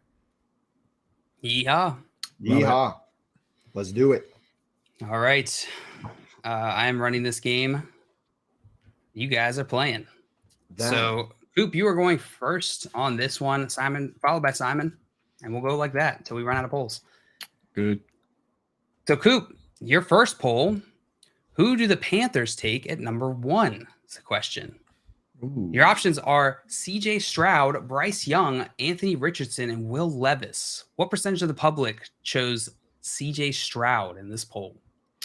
Yeah. So for those joining us for the first time for this game, here's the rub is that it's not, the answer is not always the most logical. It's not what I would do. It's not what you would do. It's probably not even what the Panthers would do, because this is just gauging what Twitter thinks, right? So this is a Twitter poll. It's out there in the world. With this particular one, we do know that anyone paying close attention saw that the lines, the favorite to get drafted first was Bryce Young. He was like right around, I think he had, I think it was like minus 120. And the second favorite was CJ Stroud. Once the Panthers traded for that pick, the Vegas odds completely flipped. And now all of a sudden, CJ Stroud became the huge favorite to go first overall. And Bryce Young became second, right? So somebody has some sort of insider knowledge that the Panthers really like CJ Stroud. So I truly believe that he's going to be the first one. The problem is a lot of people spent so much time this offseason thinking Bryce Young is going to go first that there's probably a lot of people that still believe Bryce Young will go first. And then there's the other handful of people that watched the combine and saw Anthony Richardson and got all caught up in that hype. So I think those guys are still going to get some votes, whereas this poll should be like 75% CJ Stroud, because that's what the odds say. I think it'll probably be closer to 50 or so. I'll go as far as to say that maybe people are sharp enough to realize that it's very likely CJ Stroud. So I'll say 63% of people pick CJ Stroud. But I think there's going to be a lot of people just voting for whoever they personally like best, or whenever they last checked in on the news, because it's changed like 3 different times. But CJ Stroud, 63% for me. 63%. Locking that in? Lock it. All right. Lock and drop it. Simon. I agree with a lot of what you said in there, Coop. I do think I still see talk about Bryce Young as the number 1 overall pick. I read articles this morning that were written yesterday where they're still talking about, I expect them to take Bryce Young. I expect them to take Bryce Young. So I don't think the public sentiment has shifted that much yet. I think it's still going to be, I think Bryce Young wins this poll. So I'm going to say under Coop's guess of 63%. Simon taking the under on Coop's guess of 63%. And friendly reminder, play along in the chat. We love it when you play along. Throw your answers, your percentage guesses in there. We will praise you if you get it closer than these guys up here. And we'll probably make fun of you if you're really, really far off, but we kind of expect the same from you. It's just what friends do. Simon took the under on Coop's guess of 63% of people who chose CJ Stroud in this poll of who the Panthers will take at number 1. The options are CJ Stroud, Bryce Young, Anthony Richardson, and Will Levis. Dustin in the chat said 57%. Hal said 34%. Tommy said 18%. What up, Some Hal? good guesses in the chat. What up, Hal? He said better late than never. Good morning, everyone. Better late than never. Good morning. That'll be it. To you, Hal. Please see me after class. Please see me. That's your 5th demerit, sir. And Nick said 52%, a late round guess here, last minute guess. The actual percentage of people who chose CJ Stroud in this poll was Give me some points. 60%. Okay. Ooh, I guess that's good for everyone. That is much higher than I thought. I guess people are wising up to the odds changing over there. I'm with you, Coop. I think it's going to be CJ Stroud, but I'm surprised that Bryce Young didn't get more of the vote. Especially because if you asked this poll before the trade, if you were just like what quarterback goes first before this trade went down, Bryce Young probably would have been, he actually definitely would have been the winner, Simon, right? Yeah. And I also think with there being multiple top QB options and teams trying to trade up. I guess now there's less of a need for a smoke screen, but teams still like to hide their intentions with their pick sometimes. So I believe that it's going to be CJ Stroud, but I'm not going to be shocked if Bryce Young comes out and is the number 1 overall pick. Now I will not be shocked at all. I got to give props to my father. I was down in Naples, and this was the first day of the combine, and we're sitting there having a couple of beers, watching the. It was before the quarterbacks even went. It was like the linemen and stuff. And he turns to me. He's like, "Pat should trade up for the first pick," and I was like, "Dude, that's the most ridiculous thing I've ever heard." I'm like, they're not doing that. And he goes, "Here's the thing." He goes, "The hype surrounding these players after the combine and leading up to the draft gets so high that they could trade for the first pick now and then trade it later and get a ton back, a bigger return." And I was like, I don't know, man. That It's the seems same like thing that works in rookie drafts and Fantasy fantasy. football. I was like, Yeah. that seems like a lot. Reports are now coming out from multiple different places that there's a possibility that the Panthers could be willing to trade back down if somebody out there has a quarterback they really like, because they could like multiple quarterbacks. Like, let's say, for instance, the Colts really like a certain guy. They could the Colts could still trade up from 4 to 1, and then the Panthers pick at 4, and they take one of the top 4 guys. And now that's floating around. So I got to give props to my dad on that one. He was ahead of that possibility. And I was like, yeah, okay, whatever, dude, take a sip of my beer, but he was right. He was right that it is possible that teams actually think about that. Wild. Yeah. Crazy. Wild and crazy kids. Crazy. Well, Coop, you were going to get 5 points because you were within 5 percentage points here. Simon, you correctly guessed the over under, and you will get 2 points. Yeah. So it's 5-2. Good job. Good I job, almost everybody. Good job. My instant reaction when you said Coop got 5 points was to flip him off, but I decided not to. Save it. Save it. Save it for when I need it. We do swear on the show sometimes, but I don't think anyone has visually sworn yet. Visually sworn, yeah. There aren't very many ways to do that. There's really just the one, I guess. There's a hand. There's a few. That one is very close, Simon. That's not a swear. It's definitely PG-13. I was trying to get close without crossing the line, seeing how close we could get there. That's it. You found it. You found maybe it. Maybe making out with your hand is a little close up there too. You got right up It against look like that. I think now that you've gotten as close to the line as you are, anything you do right now is going to be close to the line. Because now no matter what I do, it's taken like that. Even that is weird. No, thank you. Oh, don't twist it. Don't twist it. What are you doing with your thumbs? Oh no. Dustin in the chat was only 3 percentage points away. Good guess. And Nick wasn't far off either. 52%. 52%. Pretty good, but not as good as Dustin and Coop. Nick, step your game up. Pow. Simon, this next poll is yours. The context, PPR Dynasty. Okay. And the poll is, who do you want more, Devontae Smith or Amon-Ra St. Brown? What percentage of the public chose Devontae Smith in this poll? Man, this is going to bother me. Whatever people love Amon-Ra St. Brown, but the opinion on Devontae Smith has been rising. Now, I think probably more so than most wide receivers in that age range this season. I feel like some people were down on him after his rookie year for some reason, but he came out here, looked great again with AJ Brown on the field. This is going to be freaking close. I'll say 47% chose Devonta Smith in this poll. I still think Amon-Ra St. Brown's going to pull it out. But I think Devonta Smith did enough this year, and the perception on him is changing. This is going to be borderline 50-50. All right. 47% locking that in. Let's lock it in. All right, Coop. And we're voting on the Smith side. The Smith side is top. Always, yep, always side A. So Coop, do you think the actual percentage was over or under Simon's guess of 47%? So the interesting thing about this one is that we do know people love Amon-Ra St. Brown. I was actually just recently looking at a friend of the show, Alex Korf, on Reddit, Peaked in High School's trade charts, and Amon-Ra St. Brown is ahead of Devonta Smith on those charts, which it tries to capture public sentiment. He is way at the top, which is pretty wild to me, considering one guy is a Heisman Trophy winning wide receiver that just went to the Little Super Bowl, guy, and the other guy is a 4th round pick that got a lot of targets on a rebuilding ghost ship. So I personally would much rather have Devonta Smith than Amon-Ra St. Brown, but I know that the public is infatuated with Amon-Ra St. Brown. So And we know your track record with Amon-Ra St. Brown. that I will eventually be right when they do complete this rebuild. Jameson Williams is up to speed and they bring in a split end, and Amon-Ra St. Brown ends up being the a part-time slot wide receiver like Tyler Boyd that comes off the field for 2 wide receiver sets, which is coming in the near future. So my personal opinion aside, I have to go with what Twitter believes, which Twitter likes the guy with the fun name. So I will actually say that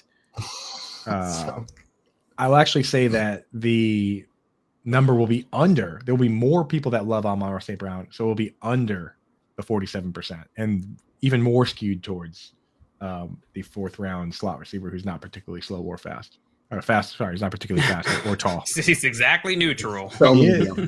he is actually He can't move at any speed. he is kind of the most neutral player. I mean, he is able to crack 100 yards when he gets like 15, That's neutral. 15 Man. targets or so. All right, keep taking the under on Simon's guess of 47% of people who chose Devontae Smith over Amon-Ra St. Brown as the player they'd rather have in a PPR dynasty league. And Nick in the chat said it is a quote, "What have you done for me lately?" league. Indeed it is. Indeed it is.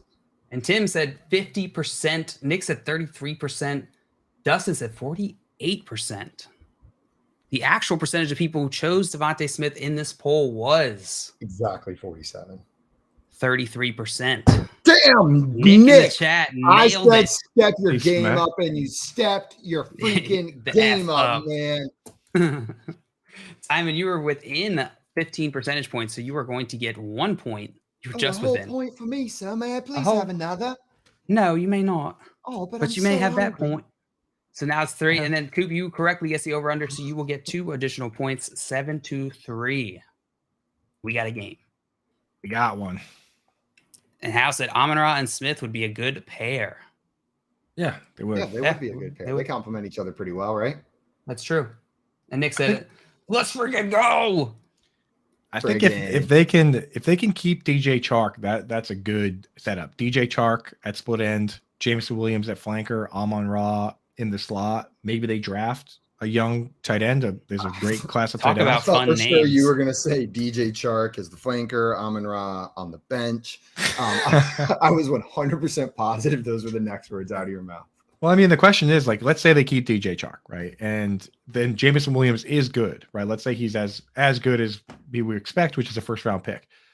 Now you get down to the red zone and you're at the 5-yard line. You got the 6'4" DJ Chark, Jameson Williams, and Amon-Ra St. Brown. You say you're going to go jumbo set, so either 2 tight ends or a fullback. Who do you take out of the game in that situation? Do you Amon-Ra take- St. Brown. or Jameson Williams or Chark. I mean, we've seen teams take Chark out too. It's kind of hard to take out your biggest guy. That's why I'm like, for me, I think at the end of the day, I would get a little worried. Tyler Boyd was amazing when it was him and AJ Green, and Tyler Boyd was out there for every single snap. But once they had Chase and Higgins, now it's like he's just okay. So that's why I'm with you. No, I'm with you. I've never, I don't have a lot of Amon-Ra St. Brown in Dynasty just because I haven't trusted that his role would be consistent. That being said, he keeps showing up and doing great stuff. So I'm not opposed to in redraft. He's probably a great buy next year. Dustin in here coming in with some breaking news saying Cleveland restructured Watson's contract, creating $36 million in cap space. So Coop, maybe that Juju talk you were talking about earlier is heading on over to Cleveland. We'll see. They're clearly Juju. They're clearly clearing up some. I don't know why. I was gonna do a different hand motion, Coop, and then I saw you and I started just mimicking what you were doing. With my Juju. They're That's clearly that opening up the Juju. space.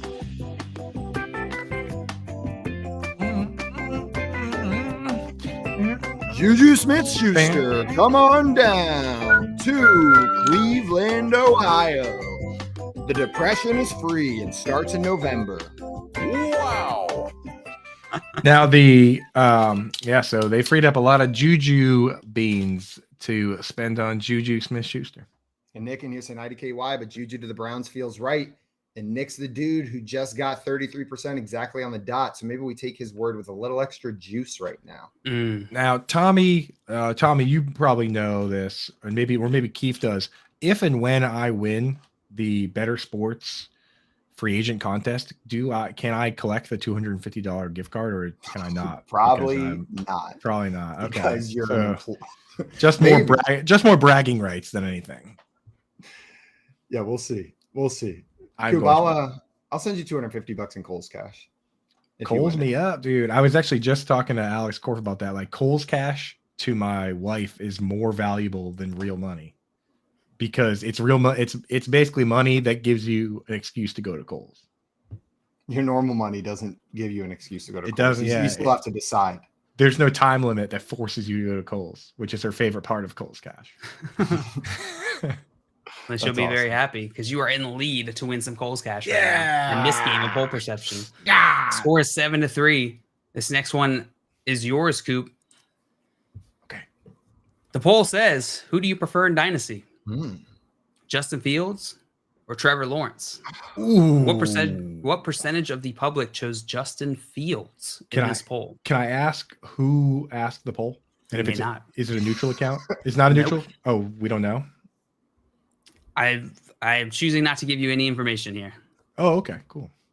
So it could remain neutral. It could be like a Bears account, or we don't even know. Generally, in poll perception, if the source would provide you with additional information or change the outcome, the host would give you that information. Okay, cool. So by jail not giving it, I would just assume general account without overlying biases. Okay, so it's not like Dave Kluge. All right. Let's see. And this is Dynasty. Did it say anything about the format? Can I get the question one more time? It said, who do you prefer in Dynasty? Okay, great. I think that honestly, a lot of people more people are going to pick Justin Fields just for the rushing upside. Even though I think Trevor Lawrence is the better quarterback in general, I think he has a better chance of winning the Super Bowl. And he is pretty mobile himself, just mobile enough to put him in that like Joe Burrow, Patrick Mahomes range where he can run for 200, 300 yards and score some touchdowns, So I think that Lawrence is obviously a great player and a lot safer, but the upside of Fields is too tantalizing. So I think more people are going to be on the Field side. I think it's still going to be close though. So I'll go 57% on Fields for this one. 57%, lock that in. Yeah, I'm going to lock that down. All right, 57% on the Justin Fields side of this poll. I'm sorry. Simon, was the actual percentage over or under? Who's guessed at 57%? I'm so torn here because I buy what Coop said, but I feel like the narrative is that like Trevor Lawrence is the safer option here. Before you answer, Yes. do you want to introduce a second mechanic? Yeah, I think it's time. Simon? Yeah, sure. Guys, we now have two more answer options as well. You can choose way over or way under as well. If you think that your opponent's answer is 15 percentage points or more off, you're going to get double the points. But if it is not 15 percentage points or more off, you will get 0 points. You will get 0 points if that's the case. With that being said, that is in play now, Simon. You can take the over, or way under, or queen bee it. Just an equal push. I'm going under. I think Trevor Lawrence may still win this. I think some people view rushing quarterbacks as not good dynasty assets. We see other names get pulled up towards the top, and there's a level of uncertainty with Justin Fields right now. That being said, I think I prefer Justin Fields for the next 3 years. It seems like he's probably the better fantasy option. But I think this will still lean Trevor Lawrence. So I'm going to take the under. Taking the under on Coop's guess at 57%. We got a couple of guesses in the chat. We got Dustin with 49%. Nick with 28%. And if we know anything, Nick is going to get this exactly correct. The actual answer. Who do you prefer in Dynasty, Justin Fields or Trevor Lawrence? The percentage of people who chose Justin Fields in this poll was 33%. 33%. So, Coop, unfortunately, you were outside the range here of 15 percentage points. So you get no points this one. Simon, you correctly guess the over-under, so you will get 2 points on this one. Oh, I mean, the thing is, Justin Fields is incredibly risky, right? Like, as fun as the awesome plays were, if you just take his highlights, then he looks amazing. Like 70-yard runs, chucking up bombs that Darnell Mooney catches with one hand. But if you peel it back and look at it, like they were dead last in passing. He did struggle delivering the football at times. So it is a lot riskier than Lawrence, I mean, he looks dialed in. He looks ready to win the Super Bowl. Trevor Lawrence does. Yeah, I do think there's more risk. I think for fantasy, there's a little bit more upside too. And those flashes and then the recent signing is probably, we're not signing, trade, getting DJ Moore over there. They've got Claypool, Moore, and Darnell Mooney. I almost forgot my favorite guy. Almost did. Tragic. Sorry, now he's my second favorite wide receiver on that team. Wild. And I love Darnell Mooney. It's true. That's Big sad. dog. Well, Simon, you brought the score closer. It's now 5-7. 5-7, and we are going into your last. Can you tell me poll. now who did the poll?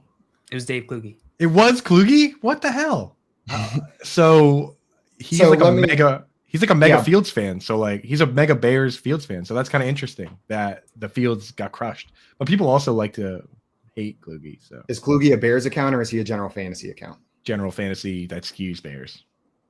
But and I also don't think that's the purpose of the game. Is to try and read analysts. It's to understand. The thing is, if I knew it was Kluge, I would have gone even heavier on. I know, Fields. And you would have been wrong. I would have been even more wrong. Yeah, right? So. That's what I'm saying. It doesn't help anybody. That's funny that it actually was his poll. Yeah, it's the audience that matters more than the person, right? So like Dave's a Bears fan. His audience is general fantasy fans. I don't think it's. But if it was like a I Heart the Bears account, then it's, if it was like, then it's different. Then you get the information. Or like a beat reporter or something like that, where like their fan base is largely it's all Bears. Yeah, FA Nation. In fact, Kluge's got enough haters that his Bears takes do get pretty screwed. It might be the opposite. Yeah, yeah, it might be the opposite. Like All right, well, good call on not telling me that. I would have lost even worse. I got you. Appreciate you. All right, Simon, we're going into your final poll here, the penultimate poll before our final one. Who is the better NFL quarterback? Who's the better NFL quarterback? Aaron Rodgers on shrooms, Zach Wilson, or Mike White with broken ribs? What percentage of the public chose Aaron Rodgers on shrooms? Okay, so I'm positive that Zach Wilson's going to be last in this poll for sure. That Mike White with broken ribs and Aaron Rodgers on shrooms. God, poor Zach Wilson. You know he saw this. Know what I mean? Like even if it only has 350 votes, he saw this. Someone sent it to him because he came in last place. Aaron Rodgers, I think, is going to win this poll. I haven't seen him play on shrooms that I know of, but I have seen him play just out of his mind on painkillers. Like where they interviewed him after the game and he like his eyes were looking in different directions as he's talking to the interviewer. And he came out and won that game. Led a fourth quarter comeback to win that game. Aaron Rodgers on shrooms is probably still a top 5 quarterback in the NFL. So I'll say pretty heavy. There were 3 choices. The Mike White meme one's going to get some votes. I'll say 62%. No, we're going to go. Yeah. No, Mike White meme. I get the power of the Mike White meme. What's the power of the Mike White meme? I'm going to lower it a little bit. I'm going to say 54% Aaron Rodgers. 54% locking that in? Yes. 54% locked in. Coop, was the actual percentage over, under, way over, or way under, or exactly correct on Simon's guess of 54%? So I think the Mike White meme is powerful enough to maybe draw like a fourth of this poll. There's only the 3 answers, right? Mm-hmm. Yep. Yeah. So I think, but maybe Mike White could get like 25% or so, but Zach Wilson is got like, you got to be kind of a dweeb to pick Zach Wilson on a meme poll. So I think he's probably going to stay down like 5% at most, which means that the Aaron Rodgers one, I think it's going to be high. It's going to be high. I feel like he's going to get at least like 60 something. So give me over on the Rodgers. Yeah. Just over, right? Just over, not way over, just over. All right. And we got some guesses in the chat, and we got a cat in our chat. We got Scamper saying good morning. Queen Bee for sure. Yeah. Didn't hear the guess. For the next guess, I meant not that terrible one. Talking about Coop's last guess. Get red by cat. Pretty bad guess. All right, Scampy. I was gonna say good meowing to you, but now I'm not going to. Bad meowing. Nick said 98%. It's got to be like 98% Rodgers. Scamper said 88%. And Jameson in the chat said, Simon, what time? Later. There you go. Lock that The in. actual percentage of people who chose Aaron Rodgers on shrooms was 75%. Damn it. I would have been in the range if I would have gone up. It'd be funny if he always plays on shrooms. So that answer is just Aaron Rodgers. Yeah. Just Mike regular. White with broken. So the breakdown here: 75% Aaron Rodgers on shrooms, 4% Zach Wilson, and Mike White with 4%. broken ribs, 21%. 4%. Who are those 4% of people that are like, no way, dude? Zach Wilson you gotta pick Wilson here. It's his mom and all of his mom's friends that are voting for him. He sends it out in a group chat. He's got a group chat that he's in. It's like his mom's friend group chat, but she felt bad for him, so she included him because none of his buddies were texting him anymore after he didn't do so good with his new teammates. And so now he like goes to book club. He joined their book club and he's in their book club group chat, and that's where all the votes came from. All his MILF girlfriends, which is like 4% of all of Twitter. All of Twitter and Reddit. And Reddit, yeah. And I don't Reddit. think there's a whole lot. I don't think there's many MILFs on Reddit. Maybe. Just gotta find them. You'd be surprised. So 75%. So unfortunately, Simon, no, you were more than 20% off. So no points for you on this one. Coop, you correctly guessed the over/under, so you're going to get an additional 2 points. And we're going into our final round. Do you guys have something to write on? I do. I've got everything to write on. All right, this final poll don't. is going to work a little differently. Each of you are going to give me a percentage guess on side A of this poll. Whoever's the closest is going to get 5 points. If either of you are exactly correct, you're going to get 10 points. If you guys have the same answer, you'll share the reward or lack thereof. I would like that. That would be nice. That'd be quite, man, that'd be such a wholesome ending. Wouldn't it? And I would win. Friends we made along the way. Which is nice too. All right, here's your poll. Okay. Stupid debate with a friend that needs to be resolved. I need help, Twitter. Are ice cubes dry? Yes or no? What percentage of the public chose yes? Oh man.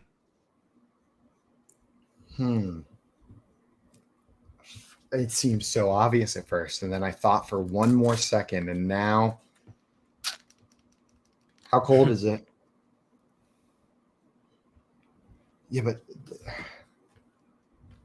does the wetness of something require you to touch it to feel it, or can it be wet without being felt? Because your body heat would immediately turn an ice cube wet because it would be covered in water, but if you don't touch it and it's in a below freezing environment. This just gave me jail. This just gave me the sketty brain so bad. I almost have spent the rest of the show. Brain. I almost spent the rest of the show just doing this.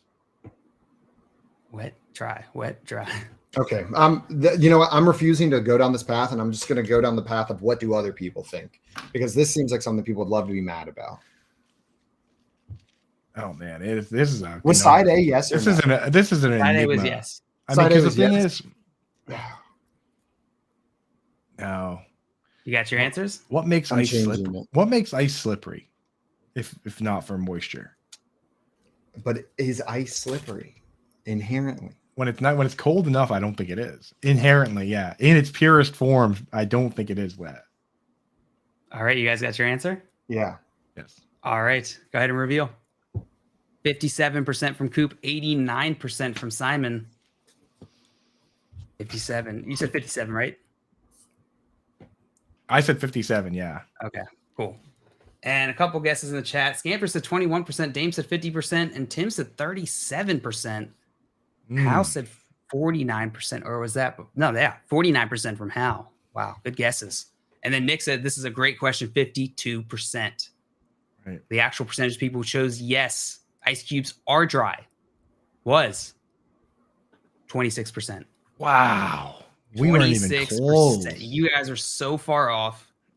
Coop, you were going to get points for this one just by default. Yeah, I guess. You're going to get 5 points and win this game. Don't feel good about it. Don't feel good about it. Like my answer, I think, is no. I think that's where I land. If I had to vote on this poll, I think I would click no, but I thought I was going to be in the minority. I thought lots of people were going to just say, yeah, ice is wet. Because my instant reaction was like, yeah, duh.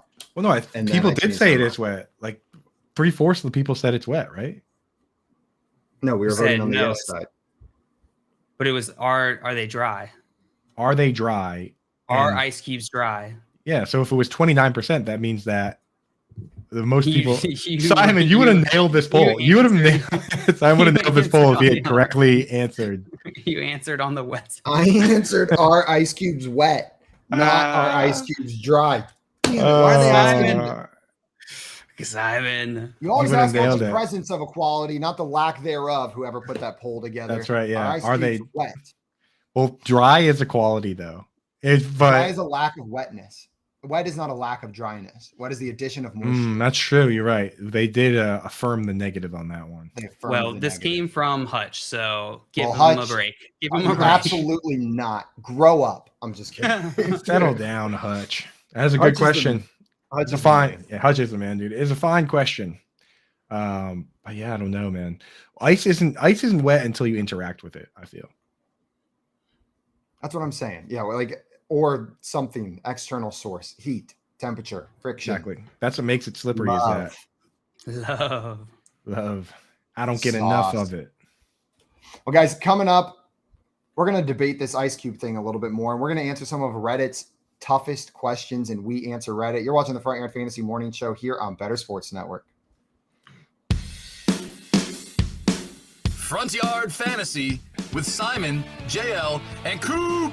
Sell me on doing away with the 2 conference system in the NFL. Is it really a sale whenever this is something that's commonly agreed upon? I'm selling you on water being wet. I'm selling you on something that is objectively true right here. We look at teams at the end of the season and we go, how the hell does one team have such an easy schedule while another team is just absolutely getting obliterated? And that's because of the 2-conference system, because the division system feeds into this conference system. It's a symptom of the greater problem.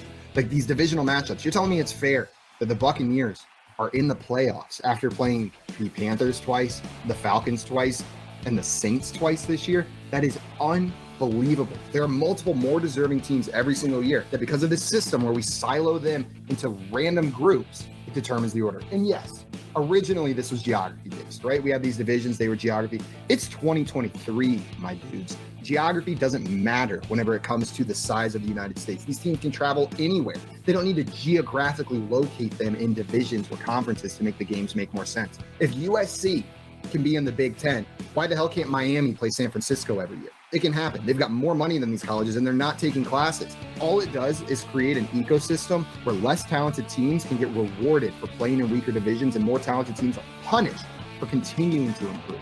Damn, bro. Drop the mic. I like to picture some geography teacher out there just threw a pen on the ground. He was like, how dare you? He smacked the globe. He was like, what do you all mean? the hard work we've done. 2023 geography doesn't matter, right? Smacks his You know globe. how long it took for us to get respect? Globe goes spinning around, right? Geography doesn't matter. How dare I'm you? just imagining they ripped on the world map and underneath is algebra 2. Like they just go straight into being a math teacher.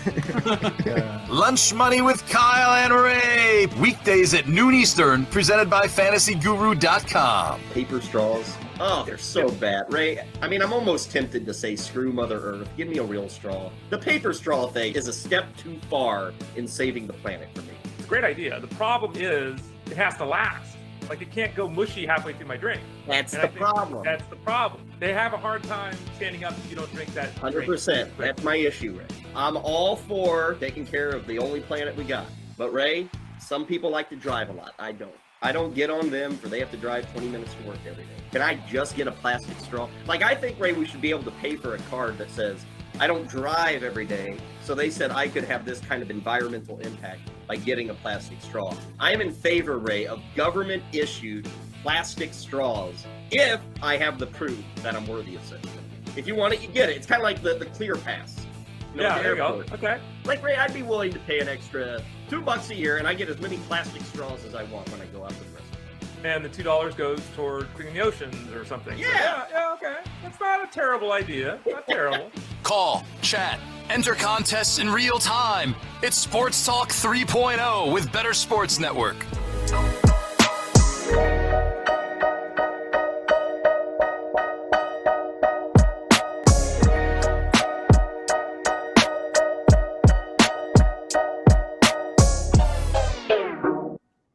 What's up, everyone? Welcome back to the Front Yard Fantasy Morning Show here on Bettor Sports Network. It is Monday, March 13th, 2023. Daylight savings time started or ended, one of the two, and the clocks are all messed up and your next 2 weeks are ruined. But we're about to answer Reddit's questions.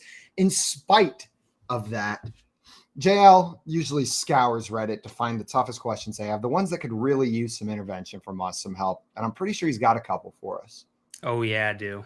I got some good ones. The answer is no. Reddit never disappoints. All right, our first question from Reddit. If you had the chance to time travel, where will you go? Okay. And why are you there? Let's just get the time travel logistics out of the way at the beginning. Before this isn't hypothetically, so let's just get the ground rules out. Is this just like time and place, or just time I end up in the same place where I am now? I think this is kind of like exploratory, so I'm assuming time and place, right? Yeah. Okay. I don't think the other way really adds anything. Yeah, then it's not very much fun. Then it's just like it's like, okay, I'm now in Baltimore. I'm in Texas now or Texas before. Yeah. And then are we ruining the future? Like, are we creating an alternate future, or is it just like to see? Is the whole premise of this to explore? Like, let's go see it. Do we only get the premise is to explore? Let me answer Simon's question, then we'll follow right back up with that, Coop. But the I'm not too much worried about the logistics here of time travel. I don't think we need to solve that. I think it's just like, if you had to pick a time and place, where would it be? Okay. Makes sense. I got you. Right. Okay. Yeah, because I was gonna say, like, there's different versions of time traveling. Like, there's traveling back in my own timeline where I can relive things. The problem is with the typical time travel, I would go back and I would also be there. There'd be two of me, which kind of messes the whole thing up. Like, I can't go be like, oh, I would go back to and just every weekend I would go back to my wedding and just party, but like if there were two of me there, it would be very weird. I wrote a college essay about this, about time travel. This was like a prompt. I forget what school it was for, but I wrote a college essay. Like, if you could time travel to one spot, I think it was Notre Dame, because I remember writing it to a religious school thinking like, ooh, like this will be a good one. This will really knock your socks off. Assisi and meet St. Francis. No, I said, I'm going to go back to the day that Jesus was resurrected, left the cave, and try to confirm or deny Christianity. Like, I'm going to go back and see, is this real or is this not? And try to get this video. Seems like the start of a movie where you get mistaken for Jesus. Pretty tight. And then there's the whole plot of you, 2023 Simon, having to keep trying to explain I'm a time traveler, but they're just miracles every time. Yeah, every time you just more Jesus. You're like, oh, he brought us another gift. I pull my cell phone out and start playing a song. They're like, he's channeling music from the heavens. Oh my God, this is such a good movie idea. But that was my high school answer to this question was, we're gonna go see if Christianity's real or not. It could solve a lot of problems in the world if we just know. Like, I come back and I'm like, yep, guys, look, on video, risen. Like, we're good. Like, know what I mean? Then everyone's like, oh shoot, guess you were right. Or the other way around, I can be like, guys, I hate to break it to you, but like, we got to find a new one. We can solve at what point can you confirm? How can you confirm if it doesn't? I'll set up a tripod. Does that answer your question? Dang, I didn't think of that. Scampers has a name for your movie, Jail. Christ, accidentally. It's pretty good. But you know what? I think my answer now is going to change. I'm not sure where I lie. Coop, do you have anything like a time period that jumps out to you? So Tommy immediately just says the word Biff, which is honestly, like, probably the best answer. Back to the Future? Yes. Biff from Back to the Future was doing what most of us would do, which is go back in time and get some sort of or go forward in time and get some sort of lottery ticket or sports almanac and come back and just win 1 million sports bets. That's pretty selfish, though. I think that's a little too selfish. So personally, for me, I would go back and do the world a great justice. I would go back to the moment that Jack Dorsey is about to invent Twitter, and he's about to press the button to launch it, and I would just grab his hand and I would say, don't do that. That's going to make everybody very upset, and it's going to cause great division in this nation and throughout the world, and a number of arguments. And I think that you should not do that. So I would go back and I would uninvent Twitter, and then we could all just live our lives in perfect harmony. I actually know someone who knows Jack Dorsey. Yeah. So if you want, I can pull that string, make a connection, reach out to him and say, Can you undo it? Yes. I mean, if anyone Are can you willing to go back in time with Coop and undo this? if anyone can time travel, like Jack Dorsey and the people at that level of society, that's the group of people that probably know how to get it done. So yes, I think at this point where, now that Elon Musk is running Twitter and everything, Jack is he's probably sitting there. He's like, yeah, that's probably a good idea, dude. The sports almanac thing, I don't think people think that all the way through. You don't need a whole almanac. You just need like one good bet. Because you're going to get limited. The minute that you start winning that much, you're not going to be able to place a bet anywhere. No one's going to take your bets. So you got to get a big one so that they don't see it coming. Get enough so where before they can limit you, you make out. Well, yeah, but you could set up what if you get the whole almanac and then you can place a series of small bets that'll be undetected. You could even have a group of shadow like friends to place some bets for you so you don't get caught. If you want to do all that work, then definitely go that route. I mean, rather than that, why wouldn't you just go back in time and buy shares of Apple and then just come back here and look at your bank account? Yeah, that's probably a good move. Why wouldn't you? I think that's a better plan. Seems better. Yeah. Seems better. That's an even better plan than the sports almanac. I'm thinking less like, how do I affect my modern day life, and more like, what would be sick to see? Like, what do I want to go back and just experience? And I think, like, what do I enjoy reading? What do I enjoy learning about? What do I enjoy watching? And there's two periods that come to mind. One is like the era of Genghis Khan and the Mongolian Empire.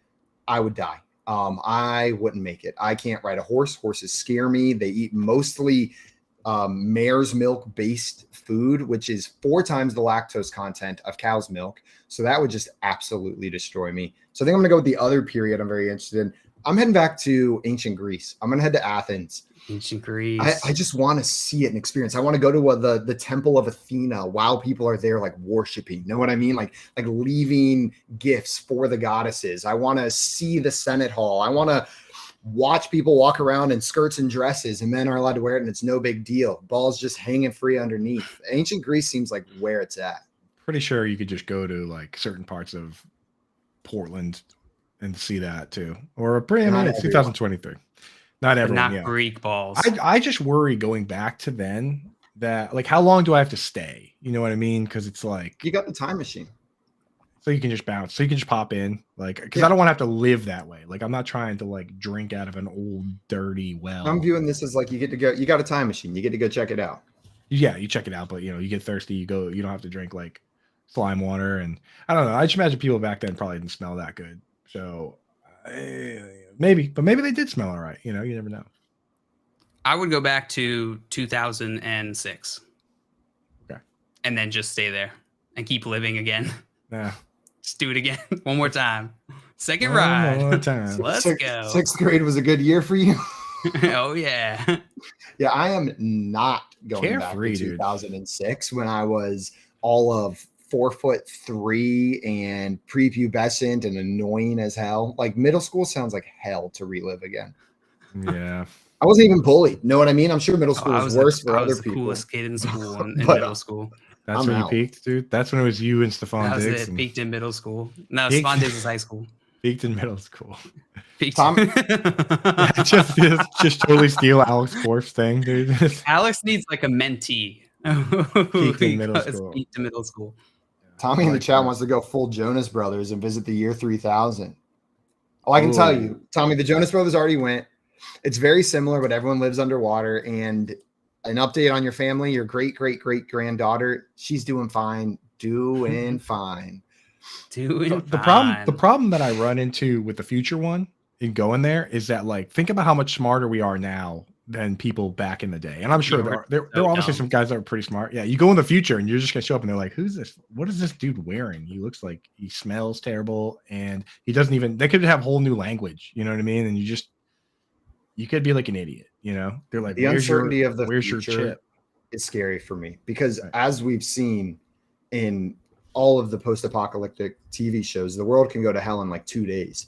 So you travel any distance in the future, you don't even know that it exists. You don't even know that civilization is there. So like, I'm not taking the uncertainty of going 100 years in the future, 200 years in the future. Who the But- hell knows what I'm teleporting into? You could But travel. if you do that, you can just be like, okay, and back. Yep. Nope. That's it. We know that's definitely not going to Unless last. they've got like anti-time travel tech that's going to hold you there And whenever they- you land. Like they've got Right, like and- blockers, like jammers, like you have for cell You phones. go They've in got and a- there's like, And the aliens, dude, and at that point, like aliens are here and humans are like tasty treats. So when they see you coming, they're like, oh, here comes another one, right? Tim says Crunch. the future has an all new language, and Simon is full sending to ancient Greece as if that's not a problem. Yeah. Do you speak Greek? yeah. You know what? I'll change my answer to ancient Rome. Do I speak Latin? More than Greek. Right. How about ancient England?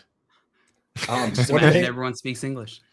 in Yeah, that's the ancient tough England? part. Yeah, Yeah, that's going to be like different English. That's going to be even more frustrating than going to Rome or Greece because I'm gonna think I can understand what they're saying because it's going to be the same sounds, Right. but it's just Different. not going to be the same. Yeah, you just show up, you're like, that's madcap, yo. And they're like, who art thou? Yeah, that is how I talk usually. So that's how I would say it when I show If you're up. bringing that future speak back, you got to drop them with some YouTube influencers. I land in there and I'm like, "What up? What up, fam? What's Welcome Welcome happening? in." I got another quick question here from Reddit. I Yeah, want to slip in. What's something you've been looking for a long time but haven't found? Okay, I got an answer to this one. There was a game that me and my sister and a bunch of my buddies in college used to play called Puzzle Pirates, where you were on a boat together and you solved these puzzles and you worked as a team, right? And if you got enough, and you attacked other boats with other pirates, probably their sister and their friends from college, and whoever won, you get bigger ships and stuff, and everyone was on the same team and you had a common goal, and it was that kind of game. Now, I mean, the game doesn't exist anymore. Or it sucks if it does, but I can't find a game like that anymore where you can just play with your friends and you're all on the same team and anyone can log in whenever they want. All the games now, it's you have to play by yourself or you're not on a team or this. So I've been looking for a long time for a game like that. I can't find one. If you can find one out there, hit me on Twitter at Coupe Fiasco and I will play with you on the same team. Puzzle Pirates. Puzzle Pirates. 2. Yeah. So I want Puzzle Pirates, but one that people still play. One that people still play. I lost my dad's Mojo Nixon CD. I lost it in middle school, and I truly whenever I was in the storage unit back home visiting my parents, I was like, it's got to be in here. I've looked through all my stuff back home. It's got to be in the storage unit. I'm digging through boxes. I don't see it. And I know it was me because I was the only one who used that CD. My dad had it, but I would take it out as a middle schooler and put it in because it had all these funny songs about Lincoln Logs and Elvis. And it was just the bomb. And I lost it. And it makes me feel Dang. guilt to this day. I Why bet. don't you buy him another one? Pretend like you found it. What a good solution. I want to find the original though. Scratch it up with a key or something. Are you looking for anything, JL? Yeah, I lost my Ray-Bans right before I went to Hawaii. So I bought a new pair, got back, found them in the car on the way home from the airport. Never seen them again.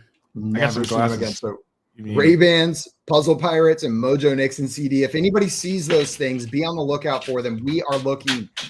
We will be back tomorrow, hopefully with an update on our lost objects for more Front Yard Fantasy morning show fun. Until then, though, stick around here on BSN. We got Moose and Keith coming up next that you're going to want to hang out with. Go ask them if ice is dry or wet. Get their take on it. Until tomorrow, though, we're out of here, everyone. Adios. I haven't seen your Ray-Bans anywhere.